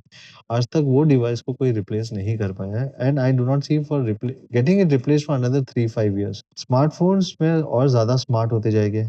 एआई टूल से आपका वॉइस मॉड्यूलेशन से हो सकता है कि आगे जाके एप्स की यूजेबिलिटी कम हो जाएगी, और it will work like an assistant to you, कि वो सारा काम कर दे, like book a ticket for me. तो उसको पता है कि आपका प्रेफरेंस क्या है, मील प्रेफरेंस क्या है, सीट प्रेफरेंस क्या है, एयरलाइन प्रेफरेंस क्या है, क्योंकि आपने अभी तक की पूरी हिस्ट्री है। हेंस आई सेड गूगल के पास आपकी 20 साल की हिस्ट्री है, तो अगर आपके पास उसका रेफरेंस है तो वो पूरा वॉइस मॉड्यूलेशन पे चला जाएगा, एंड वॉइस मॉड्यूल से पूरा आपका एंड टू एंड टिकट करके बोर्डिंग पास आपको दे देगा। तो आपको जो 10 क्लिक है उसके बदले 1 होगा। So technology is all about reducing your number of steps and bringing convenience, not to create complication around it. वैसे सर फाइनली जो आप प्रयास कर रहे हो उसी पे एक और सवाल कि भाई इंडिया से ग्लोबल, हम कहते हैं इंडिया से ग्लोबल ब्रांड नहीं बनता, इंडिया के ब्रांड इंडिया में ही रह जाता है। और बाकी सब लोगों ने ग्लोबल ब्रांड, अमेरिका का ब्रांड है वो इंडिया के बिकता है, चाइना का इंडिया के बिकता है, कोरिया का भी नेशनल बिकता है, हमारा इंडिया का इंडिया में रह जाता है। तो एक तो इंडिया से नेशनल ब्रांड क्यों नहीं आते, नंबर 1। और अगर इंडिया से नेशनल ब्रांड आना है, ग्लोबल ब्रांड आना है, और अगर स्मार्टफोन इंडस्ट्री में आना है, तो क्या हमको अलग करना पड़ेगा? एक तो हम लोग को supply chain and scale, economies of scale में खेलना पड़ेगा। पॉइंट नंबर 2, हर कंट्री की अंडरस्टैंडिंग अलग होती है। आप एक सक्सेस फॉर्मूला हर कंट्री में नहीं रेप्लिकेट कर पाओगे, विच मीन्स कि understanding the cultural of every single country. यहाँ पे इंडिया में डायलेक्ट हर 100 किलोमीटर में एक डायलेक्ट चेंज हो जाती है, कल्चर चेंज हो जाता है। Understanding different country, different culture आपको ग्लोबल स्केल ऑपरेशंस के लिए बहुत इंपॉर्टेंट हो जाता है। ये मेरे हिसाब से सबसे इम्पोर्टेंट चीज़ हो जाती है। Point number 3, having a global brand, वो माइंडसेट रखना, क्योंकि मैंने तो स्केल किया हुआ है 90 कंट्रीज़ के अंदर, तो मुझे पता है कि basically to scale up to 90 countries and being successful is possible from India and scaling up globally. उसका real life example Air Plus इसीलिए है क्योंकि एयर प्लस अगर 8 महीने के अंदर it can scale up to 1.52 million, जो आज तक कोई इंडियन ब्रांड ने नहीं किया, कोई भी ब्रांड ने नहीं किया आज तक। So I think it is commandable, और इसी की वजह से I think you can see lot of noises and lot of controversies around it. तो ये भी एक, आप समझ सकते हो, यार्डस्टिक है। हाँ, कि कभी इतनी बातें अगर हो ज़्यादा जाएंगी। पॉपुलर हो रहे हैं, तो बातें तो ज़्यादा होगी ही होगी। That's how it is. चलो गुड। सर अभी अपन एक आपके कुछ एक दो पर्सनल सवाल रैपिड फायर पे चलेंगे, पर उससे पहले कुछ मिथ एंड ट्रुथ पे बात करते हैं। एक मिथ है कि जैसे मेगापिक्सल, क्योंकि मैं आपसे उससे रिलेटेड पूछ रहा हूँ, आप मैन्युफैक्चरिंग में है, मेगापिक्सल मिथ की बात करते हैं। नॉर्मली कहते हैं कोई फोन ऐसा है जिसमें मेगापिक्सल खूब अच्छे है लेकिन फिर भी फोटो अच्छी नहीं आती, और कोई फोन ऐसा है जो मेगापिक्सल थोड़े कम है लेकिन फिर भी फोटो सही आ जाती है। तो ये क्या डिफरेंस होता है? सबसे बड़ा प्रॉब्लम है कि मार्केटिंग हाइप, मैं वही रिपीट करूँगा, मार्केटिंग हाइप 2 दिन के लिए चलेगी। आप 200 मेगापिक्सल के नाम से फ़ोन खरीद लोगे, पर उसका अगर सॉफ्टवेयर ट्यून नहीं हुआ रहेगा, तो वो आपका 200 मेगापिक्सल आपका 12 मेगापिक्सल वाला भी काम नहीं करेगा। मतलब मेगापिक्सल के पीछे सॉफ्टवेयर भी होना जरूरी है। सॉफ्टवेयर ट्यूनिंग बहुत इंपॉर्टेंट हो जाती है, उसके लेंस बहुत इंपॉर्टेंट हो जाता है। उसके अंदर कौन-सा, अगर वाइड एंगल लेंस है या कौन-सा जैसे मैंने बताया कि मैं नियो और प्रो लॉन्च कर रहा हूँ, उसके अंदर सोनी IMX 582 लेंसेज़ है। वो लेंस को आप सॉफ्टवेयर से कैसे ऑप्टिमाइज़ कर रहे हो? उसके आप कैसे पैच लेके आप उसको यूज़र रिलेटेबल कर रहे हो? आप उसका कितना टेस्टिंग्स करके आपने कैसे और उसको कन्वीनिएंट लाया? That is the most important thing. अगर आप हार्डवेयर और सॉफ्टवेयर, मैं हमेशा HNS बोलता हूँ, which is heart and soul. Heart को सोल के बिना रख के कोई फ़ायदा नहीं है। वैसे ही सेम है कि हार्डवेयर को जब तक आप सॉफ्टवेयर से ट्यून नहीं करोगे, उसका कोई सेंस नहीं आता है। So selling hardware is a myth, selling experience is reality. So मतलब हाई मेगापिक्सल भी अगर सपोर्ट नहीं है तो वो फोटो नहीं दे पाएगा, और लो मेगापिक्सल भी with good software can provide can give definitely. Lens इसमें काफ़ी कुछ इम्पोर्टेंट करते हैं। डेफिनिटली अगर आप 15,000 का फ़ोन लोगे और 50,000 का फ़ोन लोगे, दोनों में अंदर लेंसेज़ अलग हो गए। किसी ने अगर कार्ल ज़ेन्स लेंस यूज़ किया, किसी ने कुछ अलग कंपनी के ट्यून लेंस यूज़ किए हुए, तो उसकी कॉस्टिंग्स अलग होती है। तो sometimes that lens is different. So that is the difference what we are तो टॉकिंग। मेगापिक्सल तो है पर उसमें वो लेंस नहीं है जो अच्छी फोटो देता है। किसी में कम मेगापिक्सल है पर लेंस अच्छा है तो फोटो अच्छी देता है। सर रैम का भी मिथ मुझे लगता है कई जगह ऐसा होता है कि भाई ये 8 GB रैम है फिर भी फोन हैंग हो रहा है, ये 4 GB है फिर भी फोन आज तक कभी हैंग नहीं हुआ, सब मस्त चल रहा है। इसके पीछे भी सेम लॉजिक है? नहीं, इसके पीछे मैं आपके यूज़र को एजुकेट यही करना चाहूँगा कि आप अपने फ़ोन को, मेमोरीज़ को फ्री रखना बहुत इम्पोर्टेंट है। आप अपने व्हाट्सएप है या कोई भी जो पिक्चर्स आ रहे हैं, आप सारे आपके गैलरीज़ में डाउनलोड हो रहे हैं। अगर गैलरीज़ में डाउनलोड होते जाएँगे तो आपका रैम फुल होते जाएगा। सिर्फ़ रोम नहीं, रैम को भी स्पेस चाहिए। रैम किसके लिए काम आता है कि सारे ऐप्स को ओपन करने के लिए। अगर उसके आपने सारे बैकग्राउंड ऐप्स ओपन है, तो आप नए ऐप्स ओपन कैसे कर पाओगे, अपडेट्स कैसे कर पाओगे? तो आपको फ्री मेमोरी रखना बहुत इम्पोर्टेंट है कि ऐप्स वो साथ में फ्रीली काम कर सके। तो मतलब ये जीबी वाला चीज तो ठीक है पर यूजर को यूज करना नहीं आता, इसलिए उसके हाई मेगा वाले भी यूज़र को वो यूज़ करना आता है, एजुकेशन नहीं है कि उसके अंदर वो फ़ोन की मेमोरी को भी फ्री करना भी इक्वली इम्पोर्टेंट है। जैसे आपका घर का डस्टबिन आप कैसे क्लियर रोज़ करते हो, वैसे आपके फ़ोन के भी गार्बेज को क्लियर करना बहुत इम्पोर्टेंट हो जाएगा। सर अभी जैसे अपन अभी प्राइवेसी पे अपन बहुत बात कर रहे थे शुरुआत से, वो ये आपका तो फीचर भी नहीं, फ्यूचर आप उसको कहते हैं।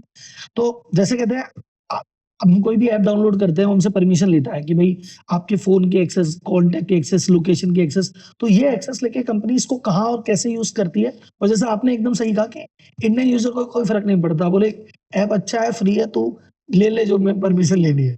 उससे क्या उसके लिए क्या नेगेटिव है? सी इसमें मैं आपको सबसे पहली बात बताता हूँ। पहले तो इसमें 3 चीज़ होती है। गवर्नमेंट होती है जहाँ पे पॉलिसीज़ आती है। जैसे यूरोप में जीडीपीआर लॉज़ है। हुँ, इंडिया में डेटा प्रोटेक्शन लॉज़ अभी बन गए हुँ, एंड अभी आईपी कैमराज़ में आ गए। होपफुली सून स्मार्टफ़ोन्स में भी आ जाएँगे। पॉइंट नंबर 2 इंडस्ट्री है। इंडस्ट्री को हम लोग एजुकेट कैसे करेंगे कंज्यूमर्स को। कंज्यूमर्स को सीरियसली कोई फ़र्क नहीं पड़ता। अगर आप यूरोप में जाओगे या यूएस में जाओगे, तो आप देखोगे कि वहाँ पे कोई भी अगर ऐप डाउनलोड करता है तो वो 5 टाइप की परमिशंस लेता है। आपका डेटा मार्केटिंग के लिए यूज़ किया जाएगा, आपको चलेगा तो आप ओके कीजिए। आपका डेटा हम लोग टेस्टिंग पर्पज़ के लिए यूज़ करेंगे। आपका डेटा हम सिर्फ़ आपको अगर नहीं देना है तो भी आप क्लिक कर सकते हो। आपको डेटा अगर सिर्फ़ एक ही चीज़ के लिए देना है तो भी आप क्लिक कर सकते हो। तो देयर आर 5 ऑप्शन। इंडिया में आपको सिर्फ़ ओके के अलावा कोई ऑप्शन नहीं है। ओके आपको कर दो, आगे बढ़ो, नहीं तो छोड़ हाँ, दो। तो उसके अंदर बाय डिफ़ॉल्ट है कि अगर आप ओके नहीं करोगे तो आप ऐप डाउनलोड नहीं कर पाओगे। जीडीपीआर लॉज़ के अंदर वो 4-5 स्टेप्स आ जाएँगे व्हिच मीन्स उसके बाद में एक लीगल हो जाएगा कि आपका डेटा ट्रांसफ़र नहीं हो सकता है by through apps also. But till that time वो ऐप्स क्या करते हैं ऑन द बैकग्राउंड कि आपका data as a guinea pig आपको यूज़ हुआ है। मैं यूज़र्स को कोई फ़र्क नहीं पड़ता है। बट यूज़र्स को ये भी नहीं पता है कि उनका डेटा ही उनके लिए वो गिनी पिग के जैसे यूज़ हो रहा है। गिनी पिग मतलब उनके ऊपर ही एक्सपेरिमेंट हो रहा है।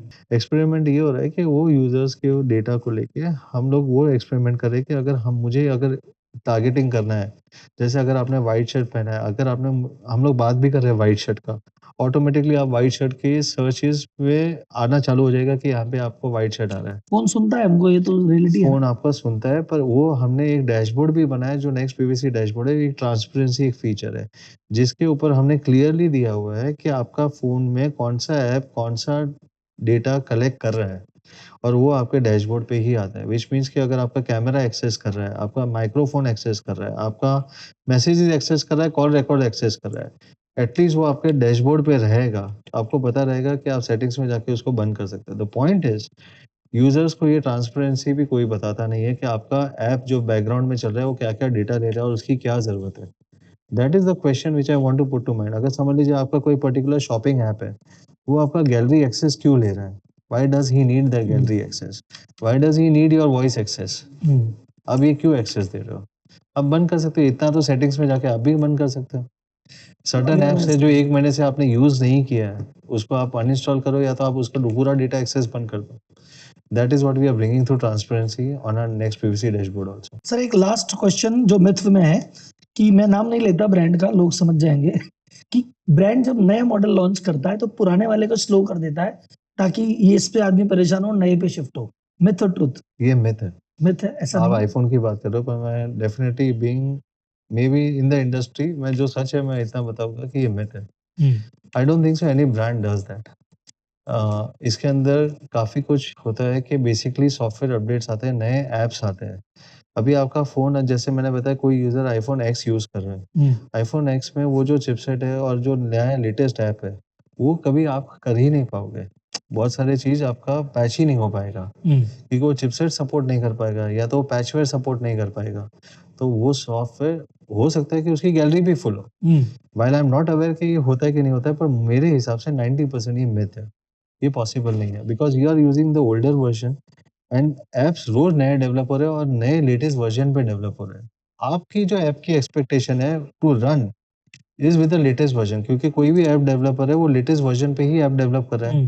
पर आपके पास जो चिपसेट है या जो फ़ोन है या जो भी है, वो आपके पास 3 साल या 5 साल पुराना है और प्लस फ़ोन अगर आपका फुल है, तो डेफ़िनेटली आपको लगेगा कि और आपने अगर गैलरी में अगर आपने एडिशनल स्पेस नहीं लिया है, तो आपका फ़ोन डेफ़िनेटली फुल होगा। तो आपका फ़ोन आपको स्लो फ़ील होगा and that's where maybe you feel that probably that is happening.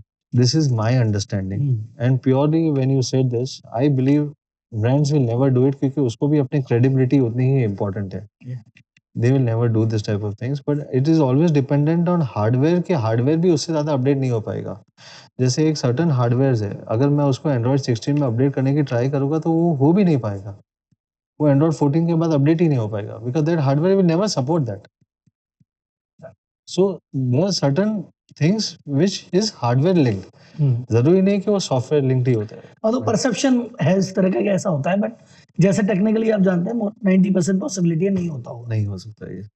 Sir अब लास्ट 2 सवाल है जो मैं सबसे पूछता हूँ, उसके बाद will go to rapid fire. Work life balance पे सर आपके क्या व्यूज हैं? आप पर्सनली अपना वर्क लाइफ बैलेंस कैसे देखते हो? मेरा कोई वर्क लाइफ बैलेंस नहीं है, मेरा वर्क ही लाइफ है। मुझे काम में मजा आता है तो वही मेरी लाइफ है। So I don't have any complaints for it and I never push anyone, neither I will say anyone, but it is all about the aspirations from life. अगर लाइफ में अगर आपको कुछ अचीव करना है तो you have to give something extra. आपको personal अगर एंजॉयमेंट भी प्ले करना है तो आप उसको एक्स्ट्रा देते ही हो, कुछ एफर्ट तो डालते ही हो। सेम थिंग, अगर लाइफ में आपको कुछ अचीव करना है तो आपको एक्स्ट्रा तो देना ही पड़ेगा।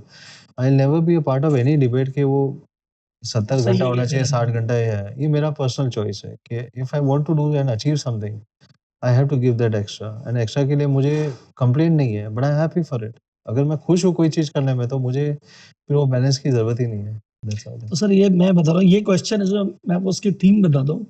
मैं क्वेश्चन लगभग हर बिजनेसमैन से पूछता हूँ, ये मेरा कंपलसरी पार्ट है, और इसमें 90% केस में यही है कि भाई मैं तो असल करता हूँ, मेरे को तो काम में मजा आता है, मेरे को तो यार लाइफ, भाई लाइफ हो जाती है, चलते चलते हो जाती है कि ठीक है कभी वॉक भी कर लेते हैं, कभी घूम भी लेते हैं, वो सब होता है, पर जो कोर चीज है ना वो वर्क ही है।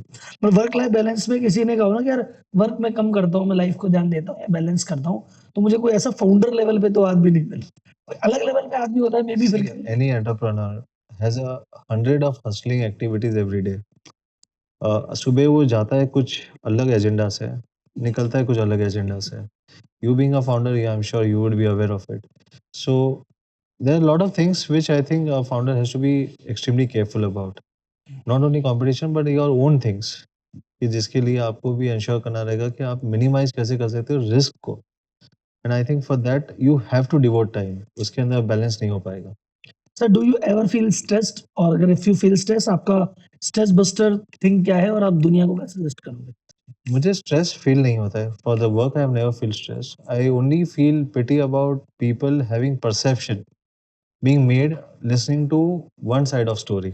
ये फील पिटी होता है मुझे, और वो अवॉइड करने के लिए मैं कुछ करता ही नहीं हूँ। मतलब basically I just continue working on it because I don't think so कि I have to rush to people to explain and justify. I think जो सच है वो बाहर आ ही जाता है कभी ना कभी।